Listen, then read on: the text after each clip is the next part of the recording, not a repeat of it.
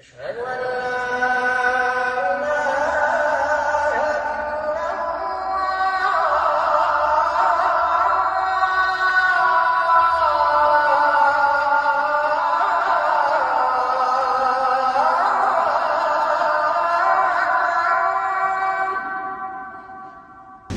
الحمد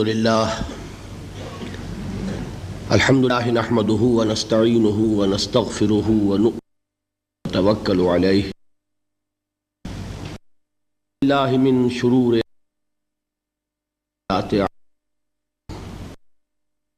من يهده فلا مضل له ومن يضلل فلا هادي له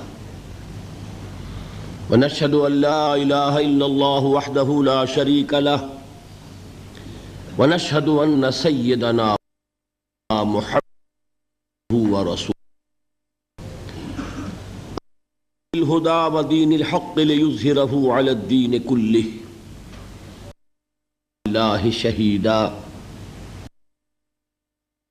وعلى آله وأصحابه وسلم تسليما كثيرا.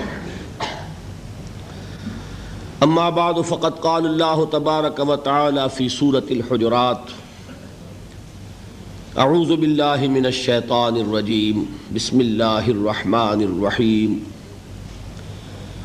قالت الاعراب آمنا قل لم تؤمنوا ولكن قولوا اسلمنا ولما يدخل الايمان في قلوبكم وَإِن تُطِيعُوا اللَّهَ وَرَسُولَهُ لَا يَلِتْكُم مِّنْ أَعْمَالِكُمْ شَيْئًا إِنَّ اللَّهَ غَفُورٌ رَّحِيمٌ. وقال تبارك وتعالى في آخر سورة الحج: يا أيها الذين آمنوا اركعوا واسجدوا واعبدوا ربكم وافعلوا الخير لعلكم تفلحون. حق جهاده وما جعل عليكم في الدين من حرج ملة أبيكم إبراهيم هو سماكم المسلمين من قبل وفي هذا ليكون الرسول شهيدا عليكم وتكونوا شهداء على الناس فأقيموا الصلاة وآتوا الزكاة واعتصموا بالله هو مولاكم فنعم المولى ونعم النصير. وقال عز وجل في أول سورة المؤمنون: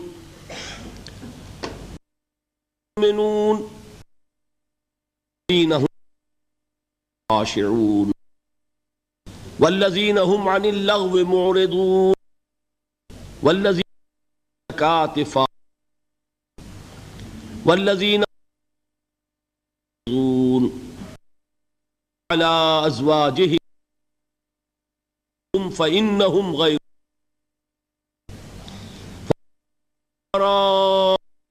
فأولئك والذين هم لأماناتهم وعهدهم راعون والذين صلواتهم يحافظون أولئك هم الوارثون الذين يرثون الفردوس هم فيها خالدون. صدق الله العظيم. اشرح لي صدري ويسر لي أمري واحلل عقدة من لساني يفقهوا قولي. اللهم ربنا نور قلوبنا بالإيمان واشرح صدورنا للإسلام. اللهم وفقنا لما تحب وترضى. اللهم وفقنا أن نجاهد في سبيلك بأموالنا وأنفسنا. اللهم ارزقنا شهادة في سبيلك. آمین یا رب العالمین. محترم صدر مجلس، معزز حاضرین، محترم خواتین، یہ جو اجتماعات منعقد ہو رہے ہیں ان میں حکیم کا جو بیان ہو رہا ہے اس میں تسلسل ہے، اس لیے پچھلے 3 سامنے آئی ہیں ان کے ساتھ آپ کے ذہن میں نہ جڑا تو وہ بات اپنا صحیح نتیجہ پیدا. چند منٹ اس پر لگائیے.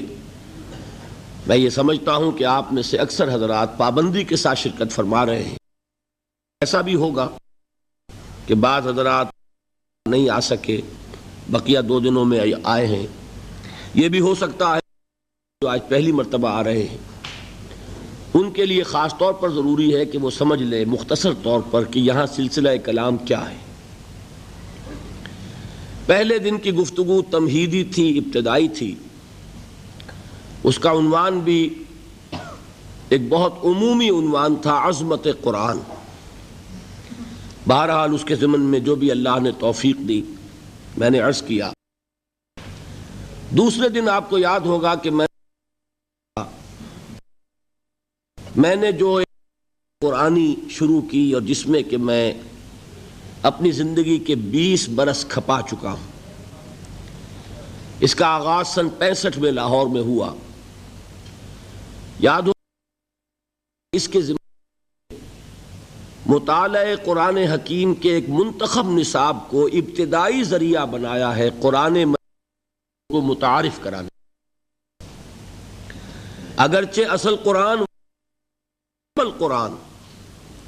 ترتیب بھی وہی ہے کہ جو مصحف کی ہے، سورہ فاتحہ سے سورۃ الناس تک، لیکن اس پورے قرآن کو تسلسل کے ساتھ، غور اور فکر کے ساتھ پڑھنا، تدبر کے ساتھ پڑھنا جو ہمیں کرنا چاہیے، اس کے لیے ایک بڑی مضبوط قوت ارادی کی ضرورت ہے کہ پہلے ایک فیصلہ ہو چکا ہو، ایک ڈٹرمینیشن. اس ڈٹرمینیشن کے لیے، اس فیصلے کے لیے، اس عزم کے لیے، اس ارادے کے لیے میں نے مفید پایا اس کو کہ قرآن مجید کے اہم مضامین سے اگر تعارف کرا دیا جائے منتخب مقامات کے مطالعے سے، تو قرآن مجید کے اہم مضامین سے انسان متعارف ہوتا ہے اور اس سے اس میں ایک شوق پیدا ہوتا ہے، ذہنی مناسبت پیدا ہوتی ہے. اور پھر اللہ کا اگر فضل شامل حال ہو تو اس میں وہ ارادہ پیدا ہو جائے گا کہ وہ پورے قرآن حکیم پر اسی طرح تدبر کرتے ہوئے غور و فکر کرے. اس مطالعہ قرآن حکیم کا جو مرکزی خیال ہے وہ یہ کہ اولاً تو دین کی جامعیت سامنے آ جائے کہ ہمارا دین معروف معنی میں صرف مذہب نہیں ہے بلکہ دین ہے. اس میں مذہب والے حصے بھی ہیں. دیکھیے، ذہن میں رکھیے، لفظ مذہب پورے قرآن میں کہیں نہیں آیا، اور آج ہماری زبانوں پر سب سے زیادہ یہی لفظ چڑھا ہوا ہے. ہمارا مذہب اسلام ہے، حالانکہ پورے قرآن میں یہ لفظ ہی نہیں. حدیث کا بھی جو ذخیرہ میرے مطالعے سے گزرا ہے، میں پورے حدیث کے ذخیرے کا میں دعویٰ نہیں کر سکتا، وہ بہت وسیع و عریض ذخیرہ ہے، لیکن جتنی بھی احادیث میری نگاہ سے گزری ہیں یہ لفظ مذہب کسی حدیث میں بھی نہیں.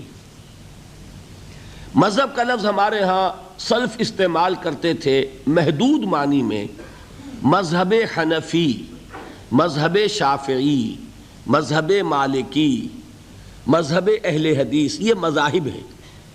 اسلام مذہب نہیں، اسلام دین ہے. ان الدین عند اللہ الاسلام. دین کہتے ہیں ایک مکمل نظام اطاعت کو، پوری زندگی پر حاوی، پوری زندگی پر مسلط، پوری انسانی زندگی کو اپنے حیطۂ اقتدار میں لینے والی چیز، جس کے لیے جدید اصطلاح کیا ہے؟ نظام. ہم کہتے ہیں نظام. یہ نظام بھی قرآن کا لفظ نہیں ہے، لیکن یہ کہ اگر دین کے مفہوم کو جدید کسی لفظ میں ادا کیا جائے تو وہ نظام ہوگا. دین کیا ہے؟ خدائی نظام ہے، اللہ کا عطا کردہ نظام زندگی ہے. اس میں انفرادی زندگی، اجتماعی زندگی، سیاسی معاملات، اقتصادی معاملات، سماجی نظام، آئلی نظام، قانون اور اس کے جملہ گوشے، فوجداری قانون، دیوانی قانون، قانون شہادت، قانون وراثت، ہر شے موجود ہے. زندگی کا کوئی گوشہ نہیں ہے جو دین کے اندر شامل نہ ہو. اتنی چھوٹی چھوٹی چیزیں بھی اس دین میں شامل ہیں، جس کے بارے میں ایک واقعہ ہے جس سے وضاحت ہو جائے گی کہ یہود نے مسلمانوں کو کچھ چڑھانا شروع کیا کہ ہم نے سنا ہے تمہارے نبی تمہیں بڑی چھوٹی چھوٹی باتوں کی تعلیم دیتے ہیں۔ تو کچھ صحابہ نے حضور سے عرض کیا کہ حضور یہ یہودی یہ کہتے ہیں۔ حضور نے فرمایا کہ تم انہیں جواب دو کہ ہاں ہمارے نبی نے ہمیں استنجا کرنا بھی سکھایا ہے۔ ہمیں تو اس پر فخر ہے کہ انسان کے لیے طہارت اور پاکیزگی یہ بھی نہایت ضروری ہے، اور اس کی تعلیم بھی کون دے گا اگر نبی نہیں دے گا صلی اللہ علیہ وسلم۔ تو ہمارا دین تو وہاں سے لے کر نظام حکومت تک چوٹی کے جو معاملات ہوتے ہیں ان سب پر مشتمل ہے۔ پہلی بات تو یہ سامنے آنی چاہیے کہ اسلام صرف مذہب نہیں، دین ہے۔ میں 2 منٹ آپ کے اور لے لوں، اس کو بھی میں چاہتا ہوں جس طرح میں نے اور باتیں کل عرض کی ہیں بالکل الجبرا کے فارمولوں کی طرح یاد کرنے کے لیے اسی طریقے سے ذہن نشین کیجئے۔ 3 جمع 3 6 امور ہیں جو جمع ہو جائیں تو دین بنتا ہے، اور ان میں سے پہلی 3 چیزیں وہ ہیں کہ جمع ہو جائیں تو صرف مذہب بنتا ہے۔ عقائد، عبادات اور کچھ معاشرتی رسومات۔ معاشرتی رسومات کس کے بارے میں؟ پیدائش، شادی، موت۔ ان 3 چیزوں کو جمع کریں گے، عقائد، عبادات اور کچھ معاشرتی رسومات، یہ تینوں ہیں مذہب۔ دنیا میں مذہب کا تصور یہیں تک ہے۔ اس سے آگے 3 چیزیں کیا ہیں؟ معاشرتی نظام، اقتصادی نظام، سیاسی نظام۔ ان کو جمع کریں گے تو یہ بنے گا اجتماعی نظام، اور ان 6 کو جمع کر لیں گے تو یہ بنے گا دین۔ یہ 6 چیزیں مل کر دین اسلام کی تکمیل ہوتی ہے۔ اس میں عقائد بھی ہیں، عبادات بھی ہیں، رسومات بھی ہیں، پیدائش کے ساتھ عقیقہ ہے، موت کے ساتھ تجہیز و تکفین ہے، نہلانا ہے، نماز جنازہ ہے، تدفین ہے، شادی بیاہ کے لیے نکاح ہے، ایجاب و قبول ہے۔ یہ تمام چیزیں بھی ہیں، لیکن ایک مکمل آئینی نظام، مکمل معاشی نظام، مکمل سماجی نظام، مکمل سیاسی نظام بھی ہے۔ تو 3 جمع 3 جمع کیجئے تو یہ در حقیقت دین بنتا ہے۔ پہلی تو اصل میں ضرورت اس بات کی ہے کہ اسے خوب اچھی طرح ذہن نشین کر لیا جائے۔ دوسری چیز کہ جو اس منتخب نصاب میں زیادہ پیش نظر ہے وہ یہ ہے کہ دینی فرائض کیا ہیں، دین ہم سے چاہتا کیا ہے، ادروع قرآن انسان کی نجات کے لوازم کیا ہیں، شرائط کیا ہیں۔ اس لیے کہ میں آج بھی اسی موضوع پر تفصیل سے گفتگو کر کے آیا ہوں دبئی میں، کہ دیکھیے انسان کا تصور فرائض اگر محدود ہو جائے تو اس کا عمل بھی محدود ہو جائے گا۔ سادہ سی مثال دیا کرتا ہوں کہ کسی شخص کو کہیں ملازم رکھا گیا، اسے گن کر 10 کام بتا دیے گئے، یہ 10 کام تمہیں روزانہ کرنے ہیں۔ اب کوئی ایسا حادثہ ہوا اسے 7 کام بھول گئے، صرف 3 یاد رہ گئے۔ مخلص آدمی ہے، محنتی آدمی ہے، لیکن بھول گیا، 7 کام یاد ہی نہیں، 3 یاد ہیں۔ تو اس کا سارا اخلاص، سارا خلوص، ساری محنت انہی 3 کاموں پہ نکلے گی۔ وہ 3 کام تو وہ کرے گا بڑی اخلاص سے، بڑی محنت سے، جان مار کر، لیکن 7 کام اس میں تو 0 ہوگا، اس لیے کہ وہ تو اس کے سامنے ہی نہیں۔ بتائیے وہ شخص ملازم رکھنے والے اپنے امپلائر کے نزدیک کامیاب ہوگا کہ ناکام؟ خلوص اس کا 100%، محنت اس کی 100%، لیکن ناکام۔ کیوں؟ اس لیے کہ اسے اپنے 7 فرائض تو یاد ہی نہیں رہے۔ اب آپ سوچئے خدا نہ خواستہ کہیں اگر ایسا ہو کہ ہمیں دین کے بہت سے فرائض یاد ہی نہ ہو، تو جو تھوڑے سے یاد ہیں ان میں اپنا زور لگا رہے ہیں، خلوص سے کر رہے ہیں، تو اللہ تعالیٰ کے ہاں اندیشہ ہے کہ نہیں کہ ناکام قرار پائیں۔ اس لیے بڑی ضرورت ہے کہ دین کے فرائض کیا ہیں، دین ہم سے چاہتا کیا ہے، اس کا تصور واضح ہونا چاہیے۔ اس کے لیے جو میں نے منتخب نصاب مرتب کیا، اس کی جو پہلی صورت ہے، اس کا نقطہ آغاز ہے سورۃ العصر، لہذا دوسرے روز تقریر جو ہوئی میری وہ سورۃ العصر پر ہوئی، راہ نجات۔ اس میں بھی میں نے مجموعی طور پر بطریق تذکر جو اس سے مجموعی نتیجے نکلتے تھے ایک دن میں وہ بیان کیے۔ میں نے کیا باتیں عرض کی تھی؟ 4 × 4 8 باتیں۔ یہ سورت قرآن مجید کی اولین صورتوں میں سے ایک ہے، یہ سورت قرآن مجید کی مختصر ترین صورتوں میں سے ایک ہے، یہ قرآن مجید کی ادبیت اور فصاحت اور بلاغت میں خاص طور پر سہل ممتنع کی حیثیت سے بہت اونچے مقام پر ہے، اور ان 4 باتوں میں اہم ترین یہ کہ یہ قرآن مجید کی جامع ترین صورت ہے۔ اس لیے میں نے صحابہ کرام کا عمل بتایا کہ 2 صحابی جب آپس میں ان کی ملاقات ہوتی تھی ایک دوسرے سے جدا نہیں ہوتے تھے جب تک ایک دوسرے کو سورۃ العصر سنا نہ لیں، پھر ایک دوسرے کو سلام کرتے تھے، علیحدہ ہوتے تھے۔ کان الرجلان من اصحاب النبی صلی اللہ علیہ وسلم اذا التقیا لم یتفرقا حتی یقرأ احدهما علی الآخر سورۃ العصر ثم یسلم احدهما علی الآخر۔ میں نے آپ کو امام شافعی کے اقوال سنائے، لو تدبر الناس هذه السورۃ لوسعتهم، اگر لوگ صرف اس ایک سورت پر غور کریں، تدبر کریں تو یہ ان کے لیے کافی ہو جائے۔ لو لم ينزل من القرآن سواها لکفت الناس، اگر قرآن میں سے سوائے اس ایک سورت کے کچھ نازل نہ ہوتا تو یہ بھی لوگوں کے لیے کافی تھی، اتنی جامع سورت ہے۔ 4 باتیں اور کیا بتائیں کہ سورۃ العصر کو ایک جملے کی شکل میں اپنے ذہن پر لکھ لیجئے، اللہ تعالی ہمارے لوح ذہن پر بھی کندہ کر دے، لوح قلب کے اوپر بھی اسے نقش کر دے۔ والعصر ان الانسان لفی خسر الا الذین آمنوا وعملوا الصالحات وتواصوا بالحق وتواصوا بالصبر۔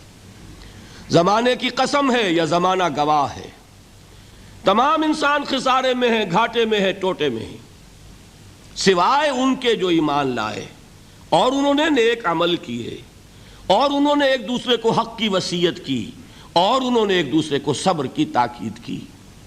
اس سے نتائج کیا نکالے؟ میں نے 4۔ اس صورت نے ہمارے سامنے کامیابی اور ناکامی کا ایک معیار رکھ دیا ہے۔ کامیابی دولت سے نہیں، کامیابی جائیداد سے نہیں، کامیابی شہرت سے نہیں، کامیابی قوت اور اقتدار سے نہیں، کامیابی ان 4 چیزوں سے نہیں، کامیابی ایمان سے ہے، عمل صالح سے ہے، تواصی بالحق سے ہے، تواصی بالصبر سے ہے۔ نمبر 1۔ نمبر 2، یہ کامیابی کے اونچے معیار کا ذکر نہیں ہے، ناکامی سے بچنے کی شرائط کا ذکر ہے، اس لیے کہ فرمایا گیا اگر یہ نہیں ہے تو پھر خسارہ ہے۔ میں نے ایچسن کالج کا حوالہ دیا تھا کہ وہاں بچوں کو ہائی اسکول کے میں نے سمجھانے کے لیے الفاظ کیا استعمال کیے، یہ فرسٹ ڈویژن کا ذکر نہیں ہے، یہ تو پاس مارکس کا ذکر ہے۔ 33% نہیں آئیں گے تو فیل ہو جاؤ گے، ہاں 60% لے لو گے تو فرسٹ ڈویژن ملے گی۔ تو یہاں بات کیا ہو رہی ہے؟ 33% کی ہے کہ یہ کم سے کم لوازم ہے نجات کے، اگر یہ نہیں ہے تو نجات نہیں۔ نمبر 3، جب 4 چیزیں اللہ تعالیٰ بیان فرما رہا ہے نجات کی شرائط، تو کسی کو اختیار نہیں کہ ان میں سے ایک کو بھی کم کر دے۔ نبی اکرم صلی اللہ علیہ وسلم کا قول میں نے آپ کو سنایا، ان سے مطالبہ کیا گیا کہ کچھ کمی کر دیجئے، قرآن میں کچھ تبدیلی کر دیجئے۔ کیا فرمایا؟ کیا حکم دیا گیا؟ قل ما یکون لی ان ابدلہ من تلقاء نفسی ان اتبع الا ما یوحی الی، میں اس میں کوئی ترمیم نہیں کر سکتا، میں تو خود پابند ہوں اس کا جو مجھ پر وحی کیا جا رہا ہے۔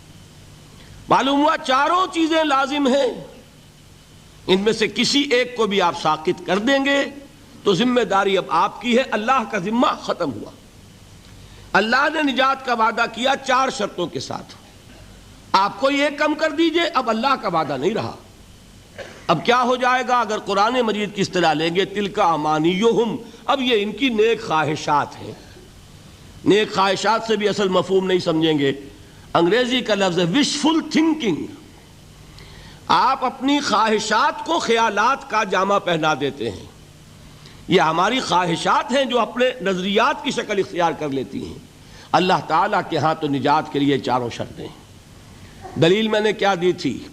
وربیٹم، لفظ بلفظ میں نے نقل کیا. کس کا قول؟ امام رازی رحمت اللہ علیہ کا. فی ہذہ الآیت وعید شدید، اس آیت میں بڑی شدید وعید ہے. لأن اللہ تعالی حکم بالخسار علی جمیع الناس، اس لیے کہ اللہ تعالیٰ نے تو تمام انسانوں کے بارے میں خسارے کا، گھاٹے کا، ناکامی کا فیصلہ کر دیا. الا من کان آتیا بہذہ الاشیاء الاربعۃ، سوائے ان کے جو یہ چار شرطیں پوری کریں. وہی الایمان والعمل الصالح والتواصی بالحق والتواصی بالصبر. فدل ذلک، اس سے یہ ہمیں رہنمائی ملی، یہ دلیل ہے اس بات کے لیے ان النجات معلقۃ بمجموع هذه الاشیاء، کہ نجات کا دار و مدار ان چاروں چیزوں کے مجموعے پر ہے. بتائیے اب اس کے بعد بھی کوئی اور دلیل ضروری ہے؟ یہاں ایک بات مجھے بعد میں یاد آئی تھی کہ بیان ہونے سے رہ گئی تھی، وہ چوتھی بات نوٹ کر لیجئے. یہ چاروں چیزیں لازم و ملزوم ہیں. اصل میں یہ چار نہیں ہے، یہ آپ کہہ سکتے ہیں کہ ایک ہی چیز ہے. ایمان صحیح ہوگا، عمل لازماً درست ہوگا. وہ ایمان ہی کیا ہوا جو عمل کو درست نہ کرے؟ اپنا عمل صحیح ہوگا تو آدمی کسی دوسرے کو بھی غلط کام کرتے ہوئے نہیں دیکھ سکتا. وہ غلطی کو برداشت کرتا ہے تبھی جب کہ اس کے اپنے اندر پانی مر رہا ہو. کہیں اپنے دل میں چور ہوگا تو وہ کسی غلط بات کو برداشت کرے گا، ورنہ جو انسان خود صحیح ہوگا وہ غلطی کو کبھی برداشت نہیں کرے گا. وہ حق کا علمبردار بن جائے گا، پرچارک بنے گا. اور اگر کوئی صاحب سیرت و کردار آدمی ہے تو پھر اس راستے میں جو تکلیف آئے گی پھر پیٹھ نہیں دکھائے گا، جمے گا. ہر چہ باد آباد ما کشتی درا بنداختے. تو یہ چار چیزیں ہیں ہی نہیں، یہ تو کھول کر اللہ نے بتا دیا ہے. حقیقت میں شے ایک ہی ہے. میں اس کی ایک سادہ مثال اور دیا کرتا ہوں.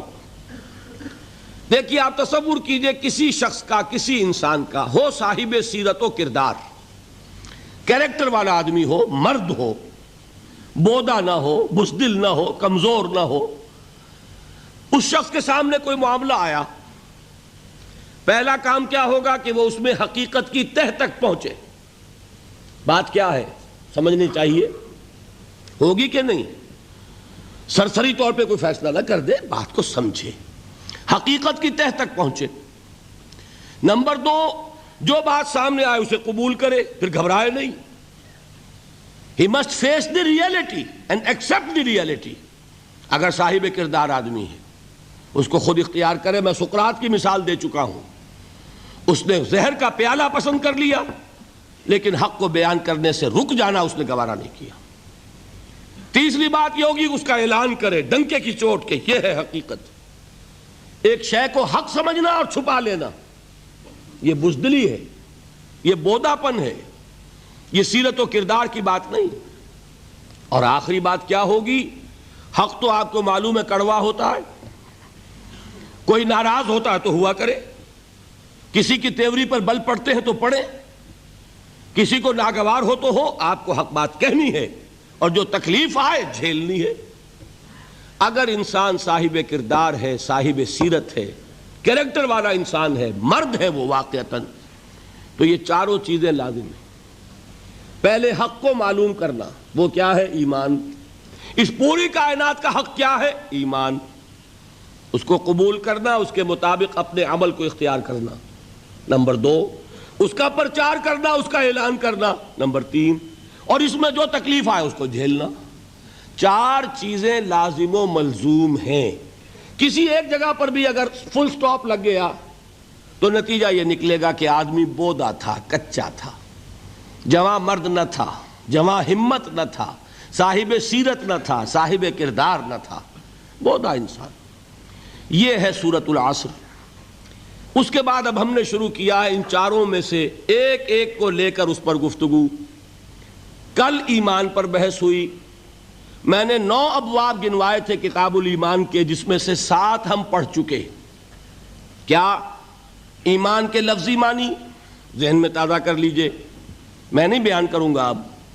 ایمان کا اصطلاحی مفہوم ذہن میں تازہ کیجئے، ایمان کا موضوع، ایمانیات کی تفصیل، ایمانیات ثلاثہ کی باہمی نسبت، پھر ایمان اور عمل، ایمان اور جہاد، اور ایمان اور امن۔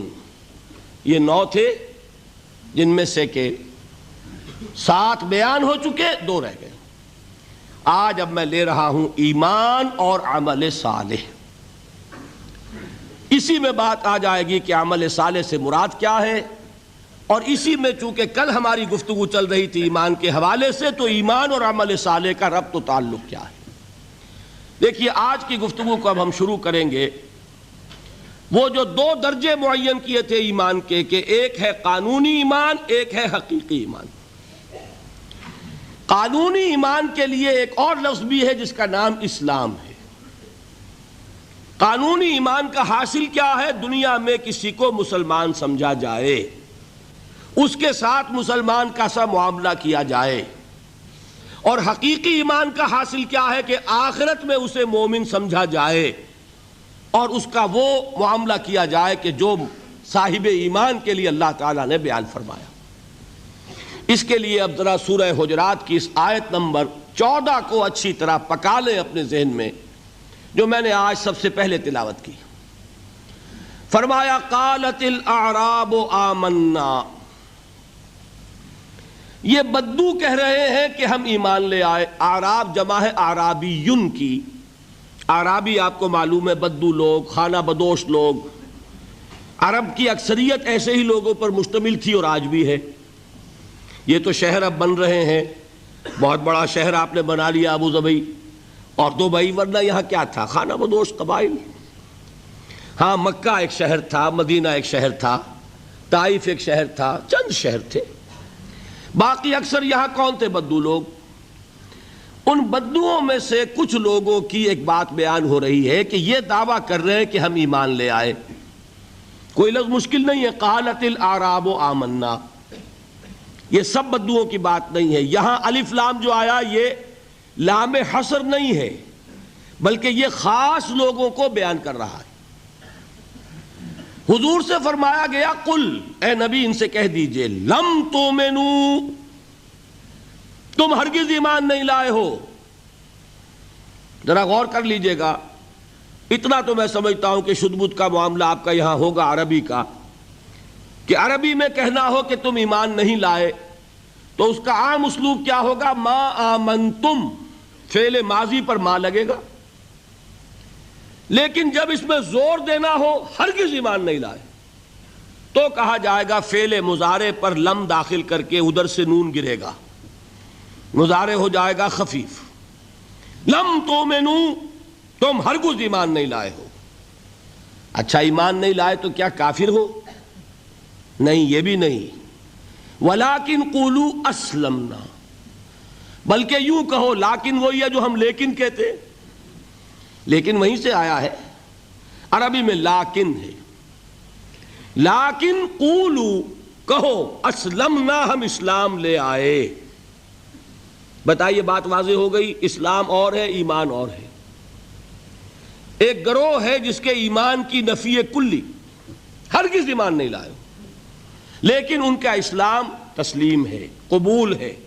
تم یہ کہہ سکتے ہو کہ ہم اسلام لے آئے، ہم نے اطاعت قبول کر لی، لیکن ہو سکتا ہے اللہ تعالیٰ کا علم کامل ہے نا، وہ جانتا ہے بڑے بڑے منطقی اور بڑے بڑے ذہین لوگ ہیں، کوئی نہ کوئی راستہ نکال لیں گے۔ مزید راستہ بند کرنے کے لیے فرمایا وَلَمَّا يَدْخُلِ الْإِيمَانُ فِي قُلُوبِكُمْ، ابھی تک ایمان تمہارے دلوں میں داخل نہیں ہوا۔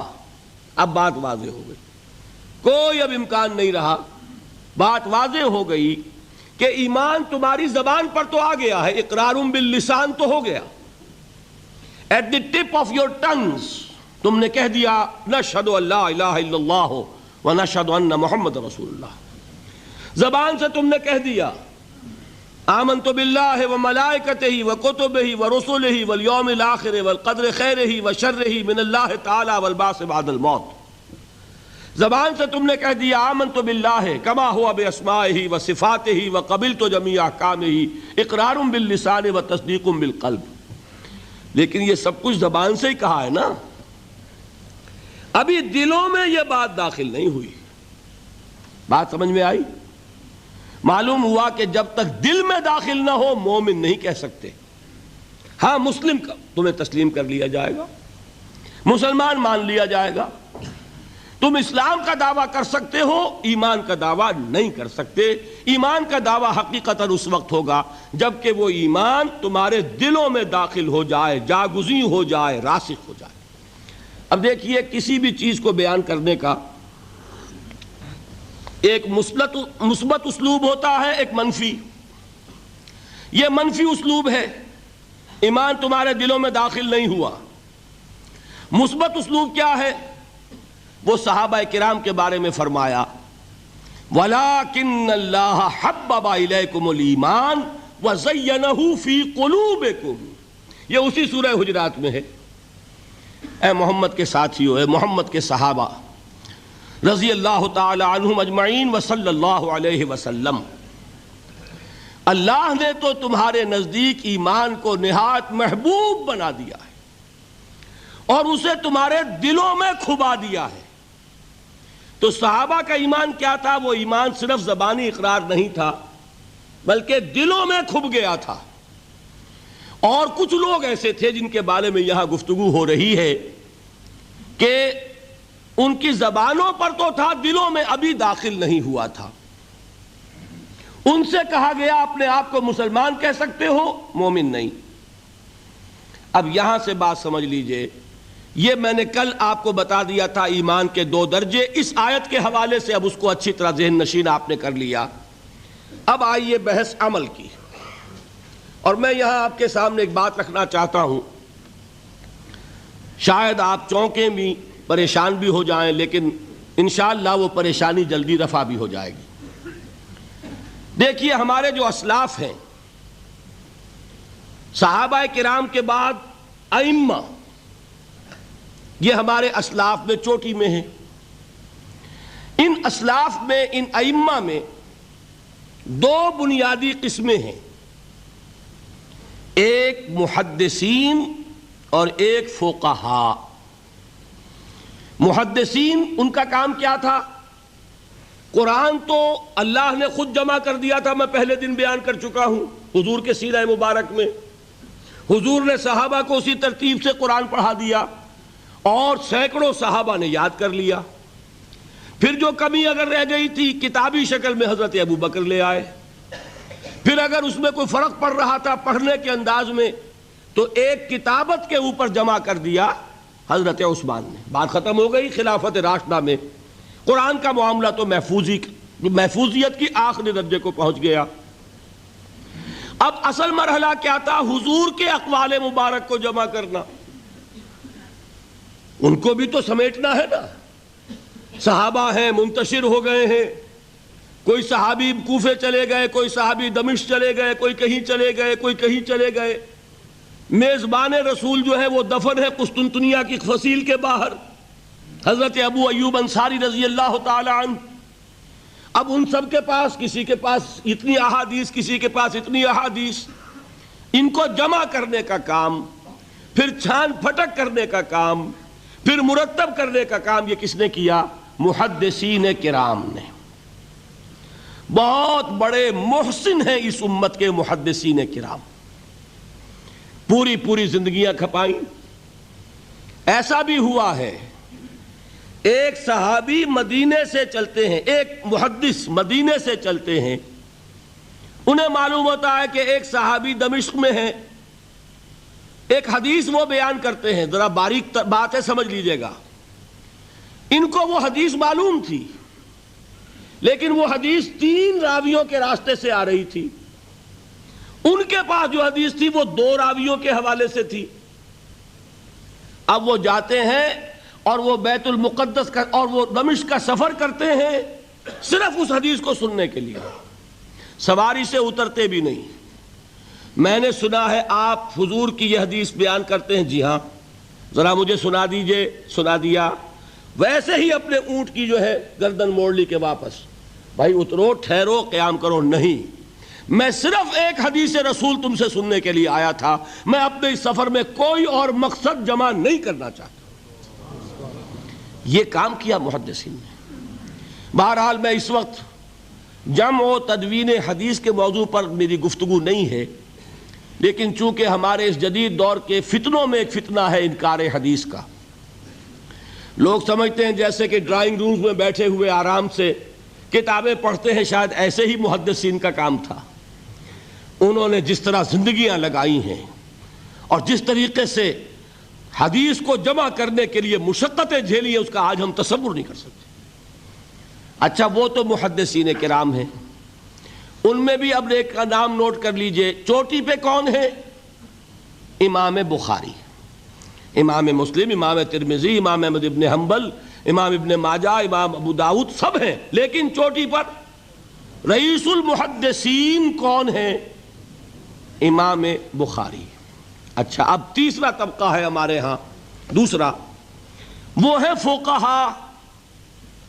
قرآن بھی جمع ہو گیا، حدیث بھی آ گئی، اب اس سے احکام نکالنے بھی تو ہے نا، استدلال کرنا ہے، حدیثوں کو جوڑنا ہے، قرآن کے ساتھ ان کا ربط تلاش کرنا ہے، اور پھر کوئی حکم تلاش کرنا ہے، اجتہاد کرنا ہے۔ یہ کام جنہوں نے کیا انہیں ہم کیا کہتے ہیں؟ فقہائے کرام۔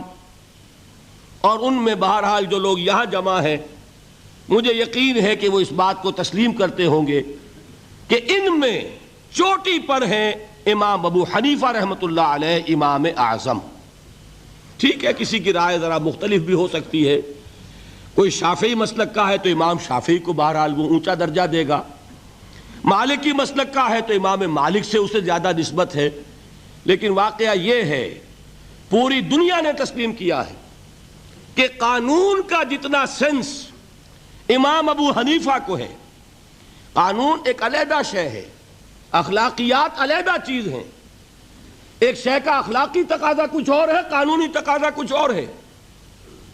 آپ کو کسی نے تھپڑ مارا، اخلاقی تقاضا کیا ہے؟ معاف کر دو بھائی، اور قانونی تقاضا کیا ہے؟ جوابی تھپڑ رسید کرو، اس لیے کہ اگر یہ نہیں کرو گے تو اس کی ہمت افزائی ہوگی، یہ کسی اور کو بھی تھپڑ مارے گا۔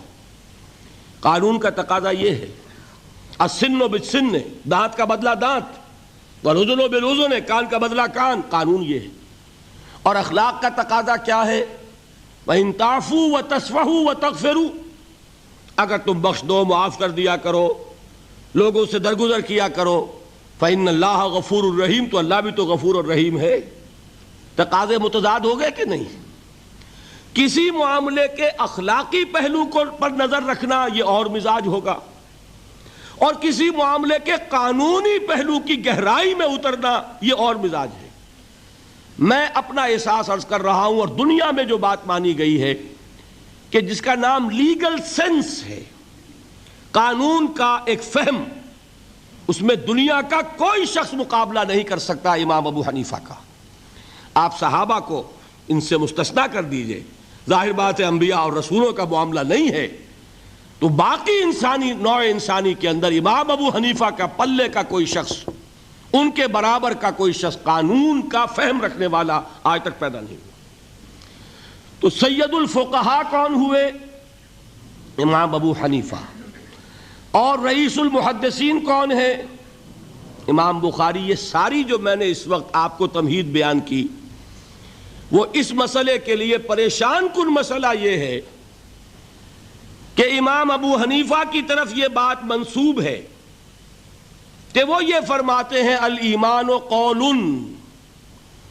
ایمان نام ہے صرف قول کا، عمل اس میں زیر بحث نہیں آتا، ولا یزید ولا ینقص، وہ ایمان نہ گھٹتا ہے نہ بڑھتا ہے۔ ایک سٹیٹمنٹ سمجھ میں آ گیا نا؟ اب دوسرا سٹیٹمنٹ سنیے، وہ ہے امام بخاری کا، رئیس المحدثین کا، الایمان قول وعمل، ایمان نام ہے قول اور عمل کے مجموعے کا، قول اور عمل دونوں چیزیں ایمان میں شامل ہیں۔ وَيَزِيدُ وَيَنْقُصُ، وہ گھٹتا بھی ہے بڑھتا بھی ہے۔ ایک مسلمان کو پریشان ہو جانا چاہیے کہ نہیں؟ ایمان جیسی بنیادی بات، سارا قصر تو یہیں سے تعمیر ہونا ہے، جڑ بنیاد ایمان ہے۔ ایمان کے بارے میں کوئی 14ویں صدی کے 15ویں صدی ہجری کے کوئی علماء ہوں، بڑے سے بڑے ہوں، ان کا اختلاف ہو جائے تو تشویش نہیں ہوگی۔ یہ کن کے درمیان اختلاف ہو رہا ہے؟ رئیس المحدثین امام بخاری اور سید الفقہاء امام ابو حنیفہ، اور کتنا بنیادی اختلاف، بظاہر متضاد باتیں، بظاہر کہہ رہا ہوں میں نے کہا تھا مجھے پہلے آپ کو پریشان کرنا ہے، پھر تاکہ آپ کی سمجھ میں بات آئے یہ پریشانی رفع کیسے ہوتی ہے، اسی سے علم میں اضافہ ہوتا ہے۔ بات جو ہے وہ گہرائی کے ساتھ سمجھ میں آتی ہے کہ مسئلہ پہلے سامنے ہو، مسئلے کی اہمیت سامنے نہیں ہوگی تو آپ توجہ اتنی نہیں کریں گے۔ تو دیکھیے تضاد کتنا ہے، بعد المشرقین جسے کہتے ہیں ہم اپنے محاورے میں، کہ ایک مشرق کی بات ہے تو دوسری مغرب کی ہے۔ الایمان قول، نہیں، الایمان قول وعمل، تضاد ہے نا۔ لا یزید ولا ینقص، نہیں، یزید وینقص۔ تو یہ تو معلوم ہوتا ہے کہ بہت زبردست اختلاف ہے جو حل نہیں ہو سکے گا۔ اللہ تعالیٰ کا شکر ادا کرتا ہوں، اس نے اس کا حل سمجھایا، اور کیسا سمجھایا؟ میں پورے انشراح صدر کے ساتھ کہہ رہا ہوں، اس میں کوئی تصنع نہیں، کوئی تکلف نہیں۔ میرے نزدیک دونوں باتیں 100% درست ہیں۔ یہ نہیں کہ 50% یہ درست 50% وہ درست، نہیں، یہ بھی 100% درست، یہ بھی 100% درست۔ فرق کیا ہے؟ محل مختلف ہے۔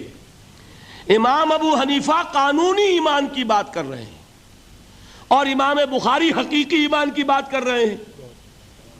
قانونی ایمان کے اعتبار سے 100% درست ہے یہ بات کہ وہ صرف قول ہے، عمل نہیں، زیر بحث آئے گا۔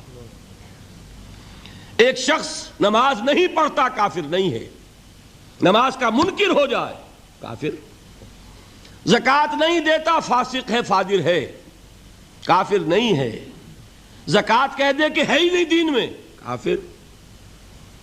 فرشتہ کس نے دیکھا؟ کیا پتا کیسا ہوتا ہے؟ حضور نے بھی اصل فرشتہ اپنی اصل ملکی شکل میں صرف 2 دفعہ دیکھا ہے، ورنہ تو انسانی شکل میں آتا تھا یا نظر ہی نہیں آتا تھا۔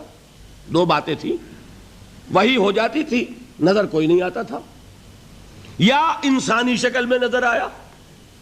اصل ملکی شکل میں حضرت جبرائیل کو 2 مرتبہ دیکھا۔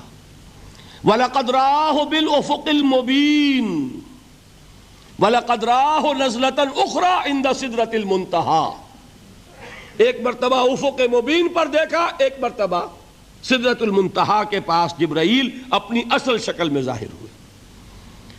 اب ظاہر بات ہے ہم نے تو نہیں دیکھا نا، لیکن ہم مانتے ہیں جبرائیل کو، مانتے ہیں فرشتوں کو، نہیں مانیں گے کافر ہو جائیں گے۔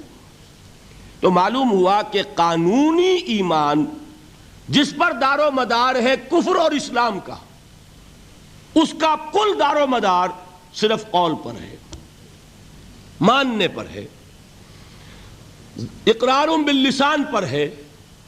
یہ بات آپ نے سنی ہوگی، امام ابو حنیفہ کا قول ہے 100% درست کہ گناہ کبیرہ سے بھی انسان کافر نہیں ہوتا۔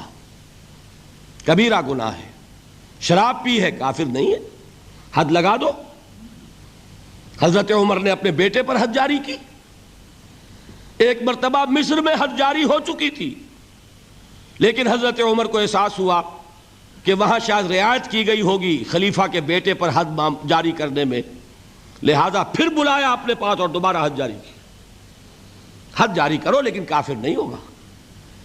اگر کسی سے زنا ہو گیا ہے، میں آپ کو واقعہ سنا چکا، غامدی خاتون، حد جاری ہو جائے گی، لیکن یہ کہ اس کو کافر نہیں کہہ سکتے۔ کافر کیا کہیں گے؟ میں تو سنا چکا آپ کو کہ ذرا کسی نے کہہ دیا بے حیا عورت تھی تو حضور نے کیسی ڈانٹ پلائی ہے، کتنا اس کا رتبہ بیان کیا ہے۔ اس نے تو وہ توبہ کی ہے کہ مگر مدینے کی پوری آبادی پر اس کو تقسیم کر دیا جائے تو سب کی نجات کے لیے کافی ہو جائے۔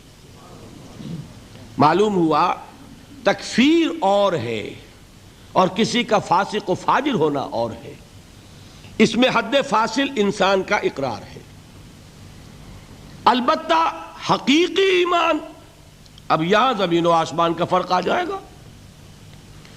ایمان دل میں اتر جائے تو کون نہیں جانتا کہ دل میں جو بات اتر جائے وہ عمل پر ضرور اثر انداز ہوتی ہے۔ یہ بات سیدھی سی ہے، دل میں یقین ہو عمل اس کے مطابق ہوگا۔ 2 اور 2 4 کی طرح مثالیں دے دوں آپ کو۔ آپ کو یقین ہے آگ جلاتی ہے، آپ ہاتھ ڈالتے ہیں اس میں، کیوں؟ یقین ہے کہ جلاتی ہے، لہذا کوئی شخص ہاتھ نہیں ڈالے گا۔ غلطی سے پڑ جائے تو پڑ جائے، جان بوجھ کے کون ڈالے گا؟ اچھا، میں بلکہ یہاں تک کہا کرتا ہوں کہ یقین تو بڑی دور کی شے ہے، گمان بھی ہو، گمان، اس کا نتیجہ بھی عمل میں نکل آتا ہے۔ کون شخص نہیں جانتا کہ سارے سانپ زہریلے نہیں ہوتے؟ معلوم ہے نا؟ لیکن جو سانپ ہے پتہ نہیں کم بخت یہ زہریلا ہے کہ نہیں؟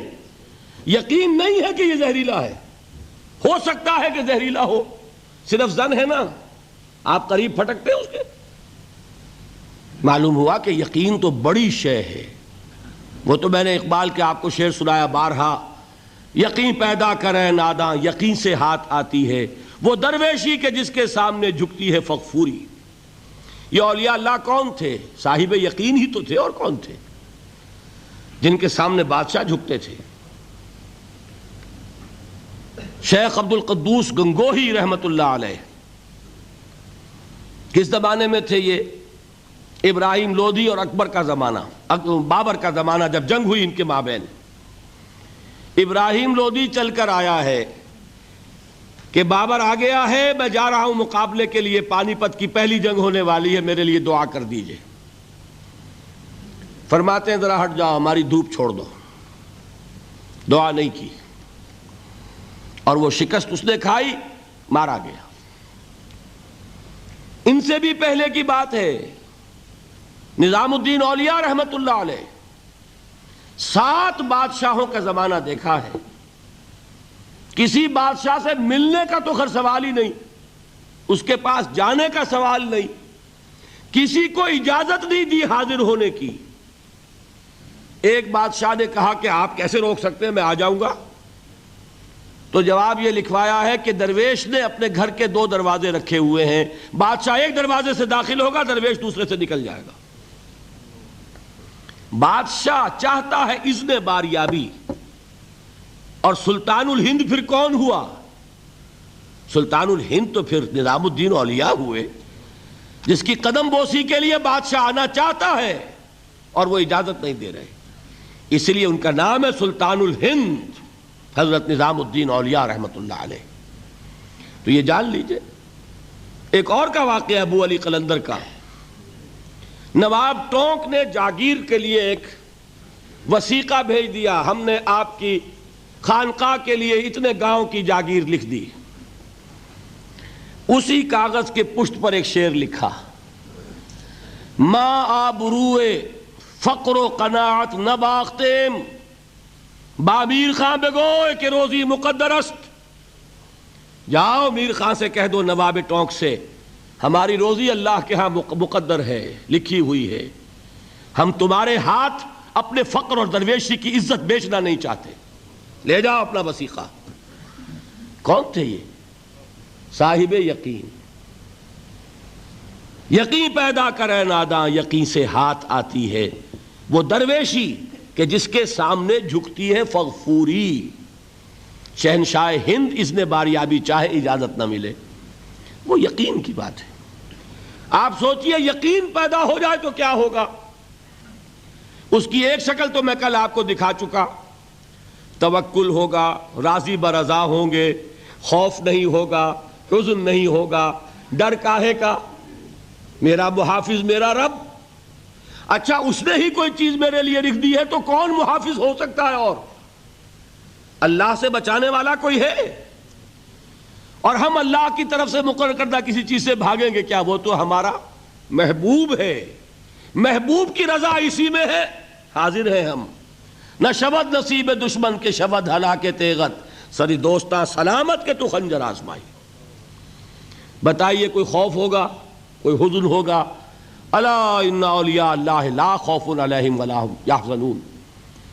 یہ ہے معاملہ ایک۔ دوسرا معاملہ یہ، کیا دل میں یہ یقین ہو کہ اللہ ہے اور مجھے دیکھ رہا ہے اور مجھے اس کے حضور میں حاضر ہونا ہے، پھر بھی آپ شراب پی سکیں گے؟ بتائیے، دل میں یقین ہو کہ اللہ مجھے دیکھ رہا ہے، آپ زنا کر سکیں گے؟ چوری کر سکیں گے؟ یہ یقین زائل ہوگا کسی وجہ سے۔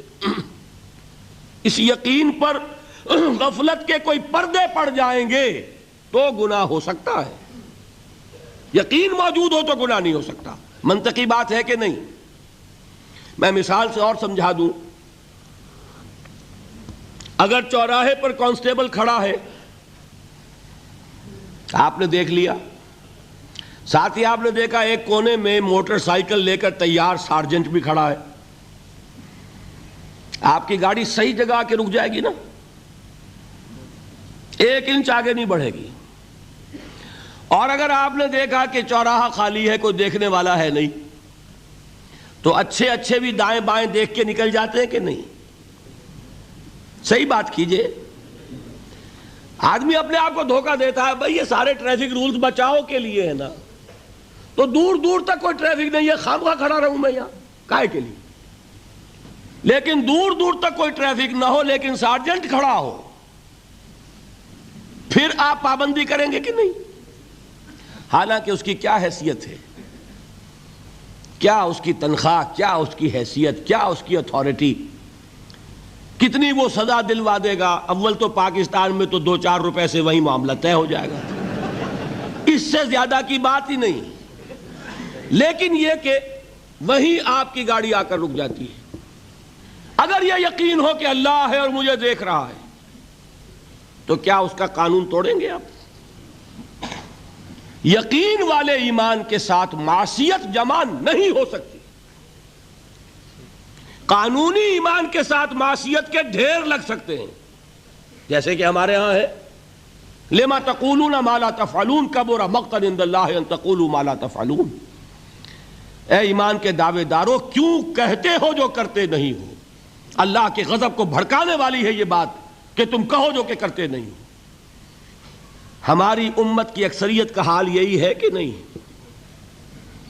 یہ کیا بات ہے کہ قانونی ایمان ہے، اس کے ساتھ معصیت کے انبار ہیں۔ حقیقی ایمان ہو تو معصیت کا وجود ہو نہیں سکتا۔ اب اس پر حدیثیں سن لیجئے۔ نبی اکرم صلی اللہ علیہ وسلم نے ایک مرتبہ 3 دفعہ قسم کھائی، واللہ لا یؤمنو، واللہ لا یؤمنو، واللہ لا یؤمنو۔ خدا کی قسم وہ شخص مومن نہیں، خدا کی قسم وہ شخص مومن نہیں، خدا کی قسم وہ شخص مومن نہیں۔ واقعہ یہ ہے کہ ہم تصور نہیں کر سکتے کہ صحابہ کیسے لرز گئے ہوں گے، کانپ اٹھے ہوں گے۔ کون وہ بدبخت ہے، کون وہ شقی ہے جس کے بارے میں اللہ کے رسول 3 دفعہ قسم کھا کر فرما رہے ہیں کہ وہ صاحب ایمان نہیں۔ قیل من یا رسول اللہ، کسی نے ڈرتے ڈرتے پوچھا ہوگا، اے اللہ کے رسول کس کے بارے میں ارشاد فرما رہے ہیں؟ اب جواب سنیے، الذی لا یامن جارہ بوائقہ، وہ شخص کے جس کی ایذا رسانی کی وجہ سے، جس کی بدخلقی کی وجہ سے اس کا پڑوسی امن میں نہیں ہے۔ یہ کوئی گناہ کبیرہ ہے؟ آپ کی فہرست میں تو گناہ ہی نہیں، کبیرہ کیا سوال، صغیرہ بھی نہیں۔ زیادہ آپ یہ کہیں گے کہ ذرا بد اخلاقی ہے، کج خلقی ہے، بس اچھا کردار کا معاملہ نہیں ہے، یہ کہیں گے، گناہ کی فہرست میں نہیں آئے گی بات۔ کبیرہ بہت بڑی شے ہے، لیکن اس پر اللہ کے رسول نے 3 دفعہ قسم کھائی، ایمان نہیں ہے، ہرگز نہیں ہے، خدا کی قسم نہیں۔ اب بتائیے ایمان اور عمل علیحدہ ہو جائیں گے کیا؟ یہ ہے مسئلہ جو امام بخاری کے سر پہ ہے۔ اور سنیے، فرمایا حضرت انس ابن مالک نے، یہ روایت جو میں نے آپ کو ابھی سنائی ہے یہ کوئی ایسی ویسی روایت نہیں ہے، متفق علیہ ہے، بخاری اور مسلم دونوں میں موجود، اس سے اونچا درجہ روایت کا ہے ہی نہیں۔ راوی کون؟ ابو ہریرہ رضی اللہ تعالی، ان کی والدہ لے کر حاضر ہو گئیں، یہ بچہ حضور آپ کی خدمت میں رہے گا، آپ کی خدمت کرے گا، آپ کے پاس رہے گا، ٹھیک ہے۔ وہ حضور کے خادم خاص ہیں، جیسے ذاتی کوئی ہوتا ہے معاملات میں مدد کرنے والا، خدمت کرنے والا، وہ ہیں انس ابن مالک۔ چونکہ ان کا تعارف ہو گیا ہے رضی اللہ تعالیٰ عنہ، تو ایک بات پہلے اور سنا دوں، جو بچہ اپنے اس بچپن سے لے کر 9 برس کی عمر تھی جب آئے حضور کے پاس، انتقال کے وقت عمر کتنی ہوگی؟ 19 برس، 10 برس حضور کی خدمت میں رہے۔ پہلے تو حضور کے اخلاق کی جو گواہی وہ دے رہا ہے وہ اس کی زبان سے سنیے کہ میں 10 برس حضور کی خدمت میں رہا، کسی بات پر ڈانٹنا تو کجا، حضور نے کبھی مجھ سے یہ بھی نہیں فرمایا کہ اے انس تم نے وہ کام کیوں نہیں کیا۔ یہ ہے ایک آقا کی حیثیت سے محمد الرسول اللہ صلی اللہ علیہ وسلم کا اخلاق۔ اگر نہیں کیا خود کر لیا، کوئی ڈانٹ ڈپٹ نہیں۔ حالانکہ بچے ہیں، بچوں کو ویسے بھی ڈانٹ ڈپٹ دیا جاتا ہے، لیکن نہیں۔ اب ان صحابی کی ایک گواہی سنیے، قلما خطبنا رسول اللہ صلی اللہ علیہ وسلم الا قال، فرماتے ہیں کہ شاذ ہی کبھی ایسا ہوا ہوگا کہ حضور نے کبھی خطبہ ارشاد فرمایا ہو اور اس میں یہ الفاظ نہ ہو۔ الفاظ سمجھ رہے؟ جب بھی خطبہ دیتے تھے آپ یہ الفاظ ضرور فرماتے تھے، شاذ کبھی رہ جائے تو رہ جائے، قلما خطبنا رسول اللہ صلی اللہ علیہ وسلم الا قال، کیا فرمایا؟ لا ایمان لمن لا امانت لہ ولا دین لمن لا عہد لہ، جس شخص میں امانت داری نہیں اس کا کوئی ایمان نہیں، جس میں ایفاء عہد نہیں اس کا کوئی دین نہیں۔ بنا پھرتا ہو وہ دیندار، بنا پھرتا ہو وہ صاحب ایمان اور امتی حضور کا، امانت داری نہیں تو ایمان نہیں، ایفاء عہد نہیں تو دین نہیں۔ کس کا فرمان ہے؟ کسی آج کے زمانے کے مفتی کی بات نہ سمجھ لیجئے گا کہ جس کو آسانی سے آپ چاہیں تو رد کر دیں، یہ محمد الرسول اللہ صلی اللہ علیہ وسلم کا فرمان ہے۔ اور سنیے پھر ایک متفق علیہ روایت بخاری اور مسلم کی، راوی پھر کون ہے؟ ابو ہریرہ رضی اللہ تعالیٰ عنہ فرماتے حضور نے ارشاد فرمایا لا یزنی الزانی حین یزنی وہو مومن ولا یسرق السارق حین یسرق وہو مومن ولا یشرب الخمر حین یشرب وہو مومن، کوئی زانی حالت ایمان میں زنا نہیں کرتا۔ کیسے ممکن ہے؟ ایمان ہو اور زنا ہو جائے، پھر وہ ایمان دھیلے کا ہوا؟ کیا قدر و قیمت اس ایمان کی؟ وہ تو اٹھا کر پھینک دینے کی چیز ہے۔ ایمان اور اخلاق پہ اثر انداز نہ ہو، ایمان اور کردار کو نہ بدلے، ایمان اور عمل کو نہ بدلے تو کس مرض کی دوا؟ پھینکو اٹھا کر۔ نہیں ممکن کہ ایمان ہو اور زنا ہو، نہیں ممکن کہ ایمان ہو اور چوری ہو۔ لا یسرق السارق حین یسرق وہو مومن، کوئی چور حالت ایمان میں چوری نہیں کرتا، کوئی شرابی حالت ایمان میں شراب نہیں پیتا۔ ولا یشرب الخمر حین یشرب وہو مومن، کوئی شراب پینے والا وہ مومن نہیں ہوتا جب وہ شراب پی رہا ہوتا ہے، اس وقت اس کے دل سے ایمان نکل جاتا ہے۔ اب دیکھیے یہاں کیا میں نے کل بتایا تھا نا، مغالطے کیا ہو گئے؟ مغالطے یہ ہو گئے کہ اس کو سمجھ لیا قانونی بات، یہ قانونی بات نہیں ہے، وہ قانونی ایمان کی بات نہیں ہو رہی، یہ حقیقی ایمان کی بات ہو رہی۔ قانونی ایمان کی بات ہو تو یہ کافر ہو گیا، پھر کافر نہیں ہے۔ قانونی ایمان کا دار و مدار قول پر ہے، یہ وہ حقیقی ایمان ہے، قلبی یقین والا ایمان، اس کے بارے میں فرمایا جا رہا ہے وہ دل سے نکل جاتا ہے تو گناہ ہو سکتا ہے۔